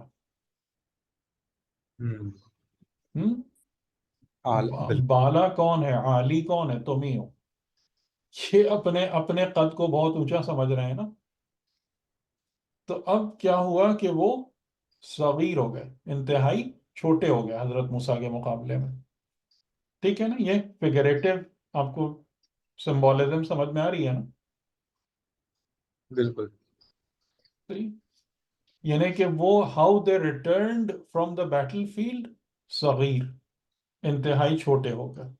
اور حضرت موسیٰ کیسے واپس آئے؟ عالی، اعلیٰ ہو کر، بلند و بالا، قداور ہو کر. اس طریقے سے یہ معرکہ ختم ہوا. لیکن اس میں دیکھیں اب حضرت موسیٰ علیہ السلام، اب یہ معجزہ الہی ہے واقعاً، یہ بہت امیزنگ ہے. شاید میں مطلب یہاں پر یہ بات کہتا ہوں کہ آپ لوگوں نے اس طریقے سے کبھی نہیں سوچا ہوگا. یہ معاف کیجیے گا، بعض اوقات اس قسم کی باتیں کہنے کا دل چاہتا ہے کہ کیسا معجزہ ہے یہ کہ دیکھیں موسیٰ علیہ السلام جیسی شخصیت اس خوف میں مبتلا ہو گئی تھی کہ کہیں ہدایت اور جادو انٹر مکس نہ ہو جائے. اور خدا نے کیا کام کیا ہے کہ ان جادوگروں کو ہدایت تک پہنچا دیا. باقی تو اطراف میں سے کسی نے سمجھا یا نہ سمجھا ہو، اس کا ہمارے پاس کوئی ریکارڈ نہیں ہے، ظاہراً نہیں سمجھا جو قوم فرعون تھی. لیکن جو اصل پورا فتنہ کھڑا کر رہے تھے، جو پورا فتنہ گر تھے، جو مطلب اس جگہ پہ تھے کہ فرعون کے وعدہ تقرب پہ خوش تھے، جو عزت فرعون کی قسمیں کھا رہے تھے، وہ سجدے میں گر پڑے. یہ بہت بڑا معجزہ ہے. اور یہی خدا نے کہا تھا تم اس کی فکر نہ کرو، یہ سنبھالنا ہمارا کام ہے. صحیح ہے نا؟ کہ ہم جو اکثر ایک کام کرتے ہیں نا کہ خدا کے کام اپنے پاکٹ میں ڈال لیتے ہیں اور اپنے کام پتہ نہیں کس پہ چھوڑ دیتے ہیں. تو یہی بات انبیاء کو ہمیشہ کہی گئی کہ تم اپنا کام کرو. اور ظاہر ہے کہ وہ اپنا ہی کام کر رہے تھے، لیکن ان کے لیے یہ ایک خوف والی بات تھی کہ یہ کہیں مکس نہ ہو جائیں، کہیں گنجلک نہ ہو جائیں یہ دونوں چیزیں. کہ جادو اور پیغام ہدایت جو ہے نا، یعنی پیغام ہدایت کا مطلب ہے اللہ کی بندگی کی طرف دعوت دینا، یہ مکس نہ ہو جائے. اور خدا نے کیا معجزہ دکھایا کہ وہی جادوگر جو یہ سارا سحر کا پورا کھٹراگ لے کر آئے تھے، وہ سجدے میں گرے، ان کو ہدایت نصیب ہوئی. انہوں نے حق اور باطل کو ایک دم کلیئر اور ڈسٹنکٹ حالت میں اس کا مشاہدہ کر لیا. ہے یہ بہت بڑا معجزہ یہ نہیں؟ بالکل. تو یہ نا، یعنی کہ جب حضرت موسیٰ علیہ السلام جیسی شخصیت پریشان ہو گئی تھی کہ کیا ہوگا، اور وہاں سے جو اس کا نیٹ آؤٹ کم نکل کر آیا وہ یہ نکل کر آیا. وَأُلْقِيَ السَّحَرَةُ سَاجِدِينَ قَالُوا آمَنَّا بِرَبِّ الْعَالَمِينَ رَبِّ موسیٰ وہارون. اور اس میں جو ایک آپ اگر انشاءاللہ آپ لوگ معرفت نماز رکھتے ہیں تو نماز کی معرفت کے اندر جو ایک چیز ہے وہ یہ کہ نماز ایک پروگریشن ہے. تکبیرۃ الاحرام سے لے کر حالت سجدہ تک ایک پروگریشن ہے کہ انسان جب پہلے قیام کی حالت میں آتا ہے اور یعنی ایک لحاظ سے خدا کے روبرو ہوتا ہے، اور پھر جب وہ ذکر کرتا ہے تو پھر وہ اس حالت پہ باقی نہیں رہ سکتا، اس پر عظمت الہی کا اثر قائم ہوتا ہے تو وہ جھک جاتا ہے، اپنی گردن اور کمر کو خدا کی بارگاہ میں جھکا کر کہتا ہے سبحان ربی العظیم و بحمدہ. اور پھر اس حالت عظمت و جلالت کو بھی برداشت نہیں کر پاتا تو وہ اپنے تمام اعضائے ادراکی کو، یعنی اپنے تمام جو عمل اور ادراک کے اعضاء ہیں، اپنے سر ہے، سر پرغرور، ناک، سب کو خاک پر رکھ کر کہتا ہے سبحان ربی الاعلیٰ و بحمدہ، کہ جو کہ بندگی کی آخری اور انتہائی منزل ہے. جب یہ جادوگر ایمان لائے تو چھوٹتے ہی کس منزل تک پہنچے؟ بندگی کی اعلیٰ ترین منزل، یہ قیام اور رکوع سے ہو کے نہیں، براہ سجدے میں راست ڈائریکٹ. سجدے میں گئے، براہ راست سجدے میں گئے. تو یہ یعنی واقعاً یہ ہماری عقلوں سے باہر ہیں یہ باتیں کہ یہ کیسے ہوتی ہیں، یہ سب کچھ کیسے ہوتا ہے کہ ابھی 10 منٹ پہلے یا آدھا گھنٹہ پہلے کہہ رہے ہیں فرعون کی عزت کی قسم، اور ابھی جو ہے وہ اس جگہ پر ہیں، اس جگہ پر آ گئے ہیں، یا اس طریقے سے انہوں نے ہدایت کے پیغام کو جذب کر لیا ہے کہ ساجد ہو گئے ہیں، ساجد ہو گئے ہیں. ٹھیک ہے، یعنی ساجد کا مطلب خالی سجدہ کرنا نہیں ہے، بلکہ سجدے کو سجدے والی حالت میں آ جانا ہے. قالو، اور انہوں نے کیا کہا؟ آمنا برب العالمین، ہم رب العالمین پر ایمان لائے، رب موسیٰ و ہارون۔ اچھا، یہاں پر آپ لوگوں کو یاد ہے نا، میں نے آپ لوگوں کو بتایا تھا کہ اس جگہ پر ہمارا کلمہ بھی ثابت ہوتا ہے، کہ جو بہت سارے لوگ کہتے ہیں نا کہ آپ قرآن میں اپنا کلمہ دکھائیے، علی ولی اللہ کہاں سے لے آئے آپ؟ تو یہ جو قرآن کریم کی یہ ہیں، اور اس میں جو موسٹ انٹرسٹنگ ہے کہ 3 یا 4 جگہیں جہاں پر، میرے خیال ہے 4 جگہیں جہاں پر جادوگروں کے ایمان لانے کا، دیکھیں یہ سورہ شعراء، رب آمنا برب العالمین، رب موسیٰ و ہارون، سورہ طٰہٰ فَأُلْقِيَ السَّحَرَةُ سُجَّدًا قَالُوا آمَنَّا بِرَبِّ ہارون و موسیٰ۔ ٹھیک ہے، ہر جگہ پر ہارون موسیٰ ایمان کے کتنے پلرز ہیں؟ تین ایمان کے کتنے پلرز ہیں؟ 3۔ تین رب پر ایمان، پیغمبر پر ایمان، اس کے وصی پر ایمان۔ ٹھیک ہے، تو یہ یعنی یہاں سے وہ آپ کا جو کلمہ ہے نا، بالکل قرآن کی نص اور دلیل سے ایگزیکٹ ثابت ہوتا ہے، کیونکہ ایک جگہ بھی ایسی نہیں ہے کہ جہاں پر قرآن نے ان کے ایمان لانے کا ذکر کیا ہو اور خالی اللہ پر ایمان کی بات کی ہو یا موسیٰ پر ہو گیا، ایک جگہ بھی ایسی نہیں ہے۔ اور یہ بالکل لاجیکل ہے، ٹھیک ہے، یہ لاجیکل ہے، یہ کوئی بحث وہ نہیں ہے کہ یہ میری بات تیری بات والی بحث نہیں ہے، بالکل لاجیکل ہے۔ کیونکہ جب خدا پر ایمان ہے تو خدا پر ایمان کے لیے، خدا پر ایمان کیسے لائیں بھائی؟ خدا پر ایمان تو وہ بھی ہے جو بت کو سجدے کر رہا ہے، جس نے پتھر کا صنم بنایا ہوا ہے، جو آسمان کے چیزوں کو پوج رہا ہے، وہ سبھی کسی نہ کسی خدا کو مان رہے ہیں۔ میں کس طریقے سے خدا کو مانوں؟ تو آپ کو ایمان بالرب کے لیے ایک ریفرنس چاہیے، ایک ماڈل چاہیے، اور وہ ماڈل آپ کو کون فراہم کرتا ہے؟ ذات رسول، کہ میں خدا کو ایسے یعنی اگر ہم یہی کلمہ آج ہم پڑھیں گے تو ہم کہیں گے کہ میں ایمان لایا عالمین کے رب پر، جو رب محمد ہے نا، کیونکہ ہمارے لیے مین ریفرنس کون ہے؟ ذات گرامی ہے، پیغمبر اکرم، جو رب محمد ہے۔ لیکن میں خالی محمد پہ رک کیوں نہیں سکتا؟ اس لیے نہیں رک سکتا کہ محمد الرسول اللہ کی اتباع کرنے والوں میں بھی فرق ہے۔ آ رہی بات سمجھ میں؟ بالکل صحیح بات ہے۔ یعنی جس طریقے سے کہ خدا کو ماننے والوں میں تفریق ہے، اور ایک بہت ہی وسیع تعداد ہے جو الگ الگ طریقوں سے خدا کو مان رہی ہے، تو جیسے آپ کو اپنے ایمان کی ڈکلیریشن میں یہ کہنا پڑے گا کہ میں ان میں سے کسی کے طریقے سے بھی خدا کو نہیں مانتا، میں خدا کو فقط اور فقط محمد الرسول اللہ کے طریقے پر مانتا ہوں۔ تو لیکن جب محمد الرسول اللہ کی پیروی اور اتباع میں بھی ڈفرینسز جنریٹ ہو رہے ہیں، تو وہاں بھی آپ کو ایک ڈسٹنکٹیو پرسنالٹی کا لانا ضروری ہو جائے گا، کہ میں محمد الرسول اللہ کی اتباع ہر ایک کے طریقے سے نہیں کرتا، فقط اس راہ سے کرتا ہوں جو امام علی علیہ السلام نے جس طریقے سے رسول کی اتباع کی۔ تو یہ لاجیکل ہے یا نہیں؟ بالکل لاجیکل ہم؟ ہے، ٹھیک بالکل ہے ہے، نا؟ تو یہ بالکل۔ تو اس یہ نہیں کہ آپ اگر خالی محمد الرسول اللہ پہ رک جائیں گے پھر وہی مسئلہ کھڑا ہو جائے گا، کہ اگر آپ خالی لا الہ الا اللہ پہ رک جائیں گے تو بھائی تم کس طریقے سے، الہ کون ہے، کیا ہے، اس کی خصوصیات کیا ہیں، اس کی صفات کیا ہیں، اس سے تعلق کیسے پیدا ہوگا، اس کی بندگی کیسے ہوگی، اس کی بات کیسے پہنچے گی، کیسے مانی جائے گی، 10 سوال کھڑے ہو جائیں گے۔ تو خالی الہ کا نام لینے سے تو مسئلہ حل نہیں ہوتا۔ تو وہاں پر پھر رسول کی ذات آتی ہے سامنے، کہ ہم الہ کو کس طریقے سے مانتے ہیں؟ جیسے ابراہیم، جیسے موسیٰ، جیسے عیسیٰ، جیسے محمد۔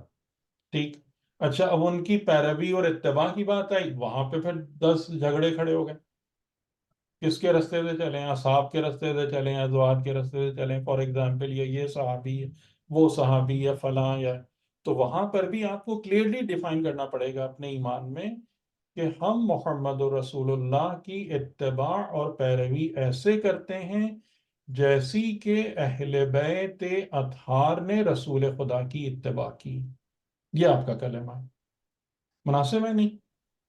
جی بالکل، جیسے اب حدیث جب کہ حدیث منزلت بھی ہمارے پاس موجود ہے اس میں، تو اس کے ہوتے ہوئے تو بالکل کلیئر ہے کہ حدیث منزلت موجود ہے ٹھیک ہے ہمارے پاس. ٹھیک ہے نا. تو یہ بات آپ کو سمجھ میں آ گئی نا کہ یعنی یہ خود ہمارے لیے بھی ضروری ہے. ہم بھی نہیں سوچتے نا اس طریقے سے. ہم بھی تو خالی کلمہ پڑھ کے بیٹھ جاتے ہیں بس. لیکن ہم کلمے کے تینوں پلرز پہ کتنا غور کرتے ہیں کہ اس کی کیا سگنیفیکنس ہے. یہ جو 3 جملے آپ کہتے ہیں اس کی اہمیت کیا ہے. ہر جملے کی اپنی ایک الگ اہمیت ہے. ٹھیک. تو آپ کے یعنی خود قرآن کریم جو ہے وہ بتا رہا ہے کہ ایمان 3 ستونوں پر کھڑا ہوتا ہے. جو بھی حقیقی ایمان ہے اس کے 3 پلرز ہوتے ہیں جس کے ساتھ جس کی بنا پر پھر وہ ایمان آپ کا مضبوط ہوتا ہے, محکم ہوتا ہے, آپ کو ہدایت پرووائڈ کرتا ہے, کسی نجات تک آپ کو لے کے جاتا ہے. ٹھیک ہے, چلیں پھر اب تھوڑا سا وہ رہ گیا, انشاءاللہ اس کو اگلی دفعہ پورا کرتے ہیں. یعنی وہ جو ان کے عذاب والی بات ہے اور ان کو سزا دینے والی بات ہے, کیونکہ وہ بھی تھوڑا سا ایک تفصیلی ٹاپک ہے. سر ایک سوال تھا یہاں پر کہ فرمائیے. ابھی جو ہم شروع سے بات کر رہے ہیں کہ 2 پارٹس میں سے ہم نے پہلے سلیکٹ کرنا ہوتا ہے اور اس کے بعد تمام راہیں اسی کی مناسبت سے بنتی جاتی ہیں. جی. تو اب یہاں پر جو جادوگر تھے وہ تو طاغوتی لشکر میں شامل تھے, تو ان کا پاتھ ڈیسائیڈڈ تھا. پھر اچانک منقلب ہو جانا, اور وہ بھی جیسے آپ نے بتایا کہ ڈائریکٹ نہ رکوع نہ قیام, ڈائریکٹ ساجدین والی سچویشن پر آ جانا. تو جب انہوں نے اپنا وہ پاتھ طاغوتی چنا ہوا تھا تو پھر آل آف اے سڈن مطلب کیسے تو یہ تو ڈیسائیڈ ہو تقدیر گیا؟ ہے نا, وہ قضا نہیں ہے نا. میں نے یہ بھی تو سمجھایا تھا کہ وہ تقدیر ہے نا. صحیح. تقدیر جی میں آپ جی کے پاس اپرچونٹی اور فلیکسیبلٹی موجود ہے نا. لیکن جی. یہ جی it is nothing short of a miracle. یعنی آپ اس کو کوئی عادی چیز نہ سمجھیے گا. اٹ از صحیح. Nothing short of a miracle. اور اس کی جو میں اگر اس کو تھوڑی سی انالیسس کرنے کی کوشش کروں تو 2 اشارے ہمیں ملتے ہیں خود قرآن کی آیتوں سے ان کے بارے میں. کہ پہلا تو یہ ہے کہ یہ اپنے یعنی جاؤ بسحر عظیم کا مطلب یہ ہے کہ یہ اپنے فن اور ہنر میں بہت ہائی لیول پہ تھے. اچھا, اور جی قرآن جو ہے نا وہ سحر کو بہرحال علم قرار دے رہا ہے. ٹھیک ہے, یعنی علم ہے جو غلط ڈائریکشن میں یوز ہوتا ہے, لیکن علم ہے.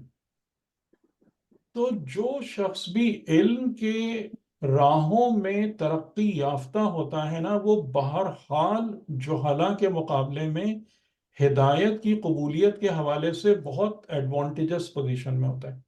یہ بات ایگری کر رہے بالکل بالکل بالکل ہیں؟ صحیح بات. صحیح. ٹھیک ہے, جی ایک یہ اشارہ ہمیں مل رہا ہے جو چیز ان کے حق میں جا رہی تھی کہ یہ اپنے علم کے حوالے سے یہ بہت بلند معیار پہ تھے. دوسری بات کہ جب یہ حضرت موسیٰ کے سامنے آئے تو انہوں نے حضرت موسیٰ کو فوراً زیر کرنے کی کوشش نہیں کی.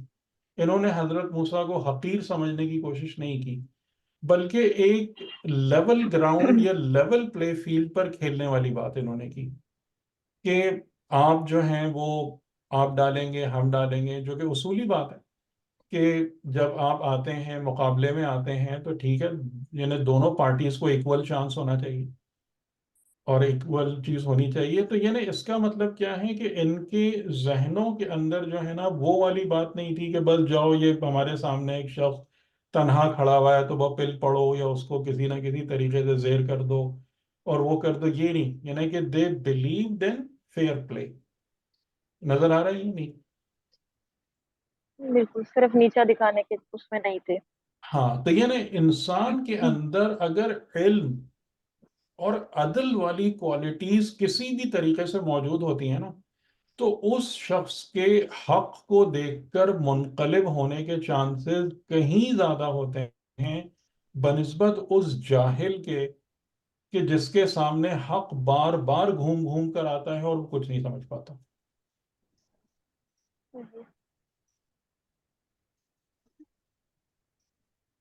تو یہ چیز ان کو وہ ایڈوانٹیج ملا کہ نور حق ان کی نگاہوں کے سامنے چمکا اور ان کو وہ توفیق خداوندی نصیب بھی. اس پر بھی ہم تھوڑا سا اگلی دفعہ بات کریں گے کہ آگے کی آیتیں کچھ اور بھی اس کو سمجھاتی کہ اور انہوں نے فوراً یعنی کہ اور یہ تیسری کوالٹی جس کا انہوں نے مظاہرہ کیا نا جو بہت کم لوگوں میں پائی جاتی ہے, بہت ہی کم لوگوں میں پائی جاتی ہے, وہ یہ کہ حق جب بھی تمہارے سامنے روشن ہو نا پوری ذات کے ساتھ اس کے آگے جھک جاؤ.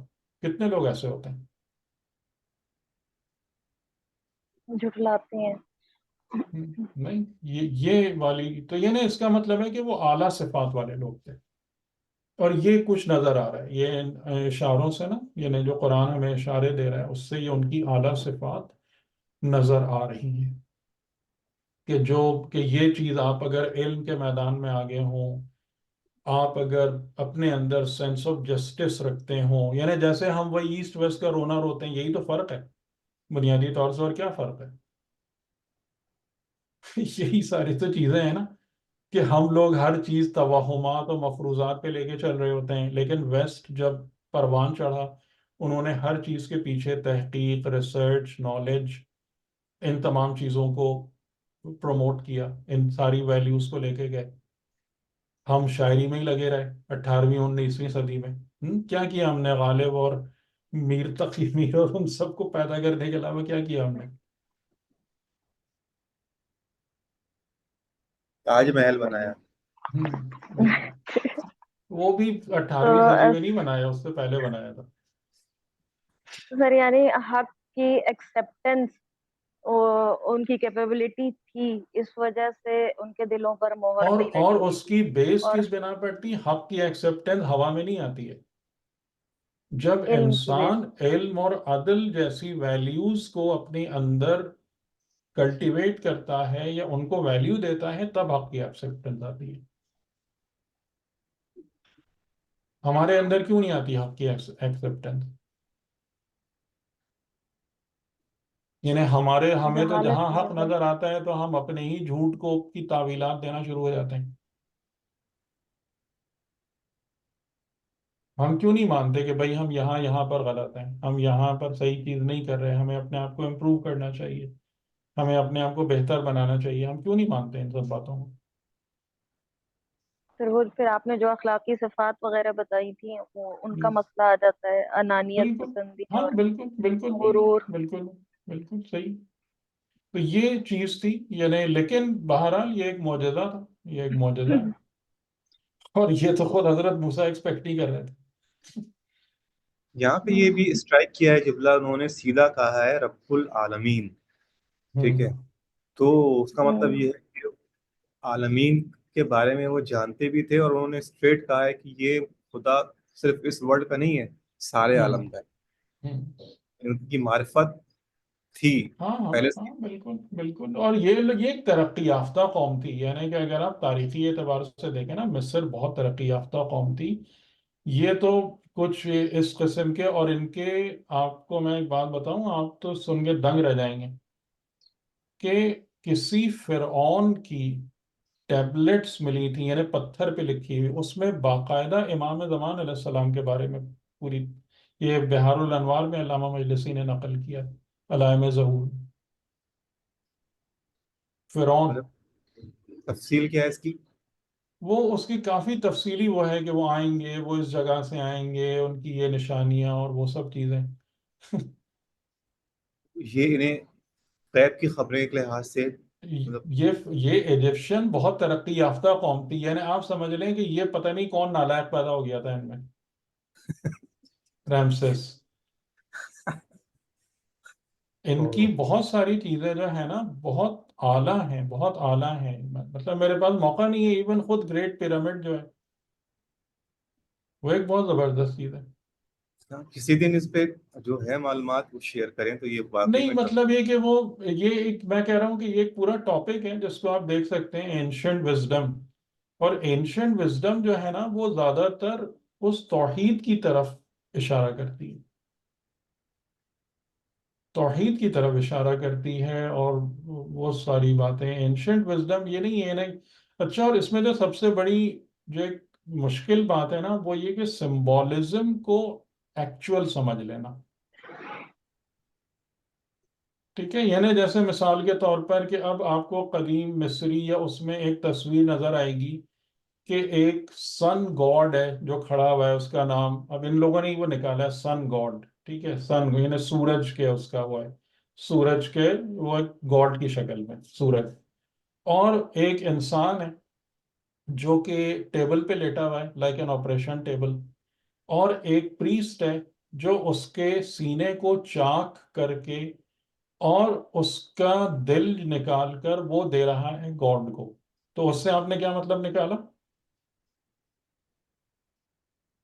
کہ یہ لوگ وہ تھے، یہ انسانوں کی قربانی دیتے تھے اور اس طریقے سے مطلب بدن کاٹتے تھے اور دل نکال کے قربان کرتے تھے. اس کا دوسرا مطلب بالکل واضح طور سے نظر نہیں آ رہا بالکل کہ بالکل خدا نور ہے، خدا نور ہے، اور انسان کے لیے لازمی اور ضروری ہے کہ وہ اپنا دل نکال کر کسی اور کو نہیں، خدا کی بارگاہ میں پیش کرے.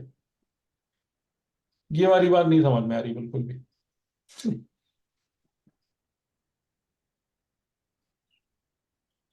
ٹھیک ہے، تو اس طریقے سے یعنی یہاں پر بھی دو مختلف بہت لوگ ایگزسٹ کرتے ہیں کہ جو اینشنٹ وزڈم پہ جنہوں نے بہت زیادہ تحقیقات کی ہیں کہ جتنا بھی ان کے لیے پاسبل ہوا ہے، جو ایسے اور اینشنٹ وزڈم آپ کی، بلکہ ایون جو آپ کے سہروردی تھے بہت مشہور عارف گزرے ہیں صلاح الدین ایوبی کے دور میں اور شہاب الدین سہروردی ایران میں، انہوں نے اس پر بہت زیادہ وہ زور دیا ہے. مطلب ایران کے قدیم جو لوگ تھے، قدیم لوگ جو تھے بہت قدیم، یعنی رسول خدا کے آنے سے پہلے 1500-2000 سال پرانے، جو ایران کے اندر جو ایران باستان کہلاتا ہے، قدیمی ایران، ان کی وزڈم. اور یعنی یہ لوگ جو اس پہ اینشنٹ وزڈم پہ وہ تحقیق کرتے ہیں نا، وہ یہ کہتے ہیں کہ وہ جو شروع کی وزڈم تھی کہ جو بالکل حضرت آدم کے بعد والے پروفٹس کے تھرو سے آئی تھی، اور جس میں سب سے اہم نام حضرت ادریس علیہ السلام کا ہے، اور وہ وزڈم جو ٹریول کی ہے، یعنی جیسے آیت اللہ جوادی عاملی سے بھی میں نے یہ بات سنی ہے کہ یہ جو یونان کی پوری جو عقلانی چیزیں بنی ہیں، یہ حضرت داؤد اور حضرت سلیمان کی برکت سے بنی ہیں. اور دیکھنے میں نظر بھی آتا ہے، یعنی سقراط کا جو پیور ایک طریقہ تھا اس کا لوگوں کو سمجھانے کا، وہ وہی طریقہ تھا جو حضرت ابراہیم علیہ السلام کا قرآن میں بیان کیا گیا. وہ جو خاص طور سے وہ ستاروں والی جو چیز ہے، چاند سورج، یعنی تارا، چاند اور سورج، سقراط کا بالکل یہی طریقہ تھا کہ وہ ایسے ہی لوگوں کے درمیان جا کے بیٹھ جاتا تھا کہ جیسے میں بالکل ہی ایک کامن مین ہوں، مجھے کچھ نہیں پتا، اور چھوٹے چھوٹے سوالات ریز کرتا تھا، یہ کیا ہے، یہ کیسے ہے، وہ کیسے ہے، اس کے بارے میں تم کیا سمجھتے ہو، اور ایسے ہی چھوٹے چھوٹے سوالات کے ڈاٹس کنیکٹ کرتے کرتے ان کو ایک بات سمجھا دیتا. اور ان لوگوں کے جو مطلب بیانات ہیں بہت توحیدی ہیں، بہت عالی، بہت اعلیٰ ہیں، کہ جتنے ابھی تک ہمارے پاس بچے بھی ہیں. اور لیکن اس میں یہی کہہ رہا ہوں نا کہ وہاں پر جو بہت بڑی غلط فہمی آج ایگزسٹ کرتی ہے وہ یہ ہے کہ جو ہر جگہ ہے کہ ان کی باتوں کو ہم اپنے طریقے سے سمجھتے ہیں. یعنی جیسے اس پر بھی آیت اللہ جوادی عاملی کا ایک جملہ میں نے سنا تھا کہ انہوں نے کہا کہ جیسے انہوں نے دکھایا کہ جناب زمین مرکز ہے اور سورج اس کے گرد گھوم رہا ہے، یا یہ فلاں آسمان زحل ہے اور آسمان مریخ ہے اور آسمان مشتری ہے، انہیں 7 افلاک کا جو کنسپٹ تھا، تو آیت اللہ جوادی عملی کا کہنا تھا کہ یہ میتھمیٹیکل کنسٹرکشن آف یونیورس تھی، نہ کہ فزیکل کنسٹرکشن جو وہ بیان کر رہے تھے. کہ جس طریقے سے آپ آج بھی 10 ماڈل بناتے ہیں کہ نہیں بناتے، آپ کو پتہ ہے نا ڈیزائننگ کے اندر، جی عامر بھائی، ماڈلنگ کرتے ہیں نا ہم ساری جی جی مختلف قسم کی. اب آج سے 2000 سال بعد کسی کو وہ چیز ملے، وہ سمجھے جی یہ تو یہ زمین اور زندگی کو یہ سمجھتے تھے یہ لوگ. تو ان کا یہی کہنا ہے آیت اللہ جوادی عاملی کا کہ نہیں، یہ ایسا نہیں ہے کہ وہ لوگ جو قدماء تھے یا جنہوں نے یونیورس کی، کائنات کی تصویر بنائی، تو جو آج ہم سمجھتے ہیں کہ جی وہ تو بالکل ہی جاہل تھے اور انہوں نے سمجھ لیا تھا کہ زمین بیچ میں ہے. لیکن آپ اگر یونیورس کا ماڈل بنائیں گے، آپ کچھ بھی کہیں، آپ کو زمین میں مرکز رکھ کے تمام یونیورس زمین کے گردی آپ بلڈ کریں گے نا. آپ خود سوچیں، آپ کوئی بھی ماڈل آف یونیورس بنائیں گے تو اسی طریقے سے بنے گا ہی نہیں بنے گا. جہاں موجود ہے جہاں سے بنا رہے ہیں بیٹھ جی کے. جی، آپ کا وینٹیج پوائنٹ تو وہی ہے نا. ہوں. ٹھیک ہے، آپ کچھ بھی کر لیں، لیکن کیا آپ اس چیز کو نکال سکتے ہیں کہ the sun set rises in the from the east and sets in the west? اس کو آپ نکال سکتے ہیں اپنی ووکیبلری سے، اس جملے کو؟ جتنا آپ زمین کو سورج کے گرد گھما لیجئے. نہیں نکال سکتے. یہ بہرحال ایک بہت تفصیلی موضوع ہے. جیسے وہی میں نے کہا نا، یہ سارے الگ الگ موضوعات ہیں جو بہت ایک دقت نظر اور اس کا اور تقاضا کرتے ہیں. انٹرسٹنگ بھی ہے، اور آج کل یہ بہت انٹرسٹنگ موضوع بھی ہے، اور آج کل ہمارے ہاں جو ہے اور ویسٹ میں بھی لگتا ہے کہ یہ بہت موضوع بحث بھی ہے. جو یہ اینشنٹ وزڈم کی آپ بات کر رہے ہیں، خاص طور پہ یہ پیرامڈ والا، تو یہ تو ہر کچھ دنوں کے بعد اس کی ڈاکومنٹریز کر رہے ہوتے ہیں، اور یہاں بھی جو ہے نا اس کے اوپر کرتے ہیں. اور بہت ساری چیزیں جیسے میں نے خالی ایجپٹ نہیں ہے، بہت یعنی ساؤتھ امریکہ کے اندر بہت عجیب عجیب چیزیں ہیں. پیرامڈ بھی پورے ان کے ورلڈ میں کہتے ہیں کہ ارتھ کے اوپر صرف یہ ایک ہاں پیرامڈ ہاں نہیں ہاں ہے چائنا ہاں میں. ہاں، اور بہت جگہوں پر ہیں. اچھا یعنی ایک اس دفعہ کے آپ کا قدیم ایران کے اندر بہت کچھ ہے، قدیم انڈیا میں بہت کچھ ہے. آپ تو انڈیا کی وہ پڑھیں گے نا، آپ کو دنگ رہ جائیں گے. جو میں نے کہا تھا نا کہ بھئی آپ ایسے کسی پر بھی فتوے نہ دیں کہ ہندو یہ ہیں اور یہ عیسائی یہ ہیں، فلاں یہ ہیں. پہلے دیکھیں اس کو، آپ دنگ رہ جائیں گے ہندوؤں کی کتابوں اور ان کے نظریات کو دیکھ کر. سر، یہ جو آپ نے دا سن رائزز ان دا ایسٹ اور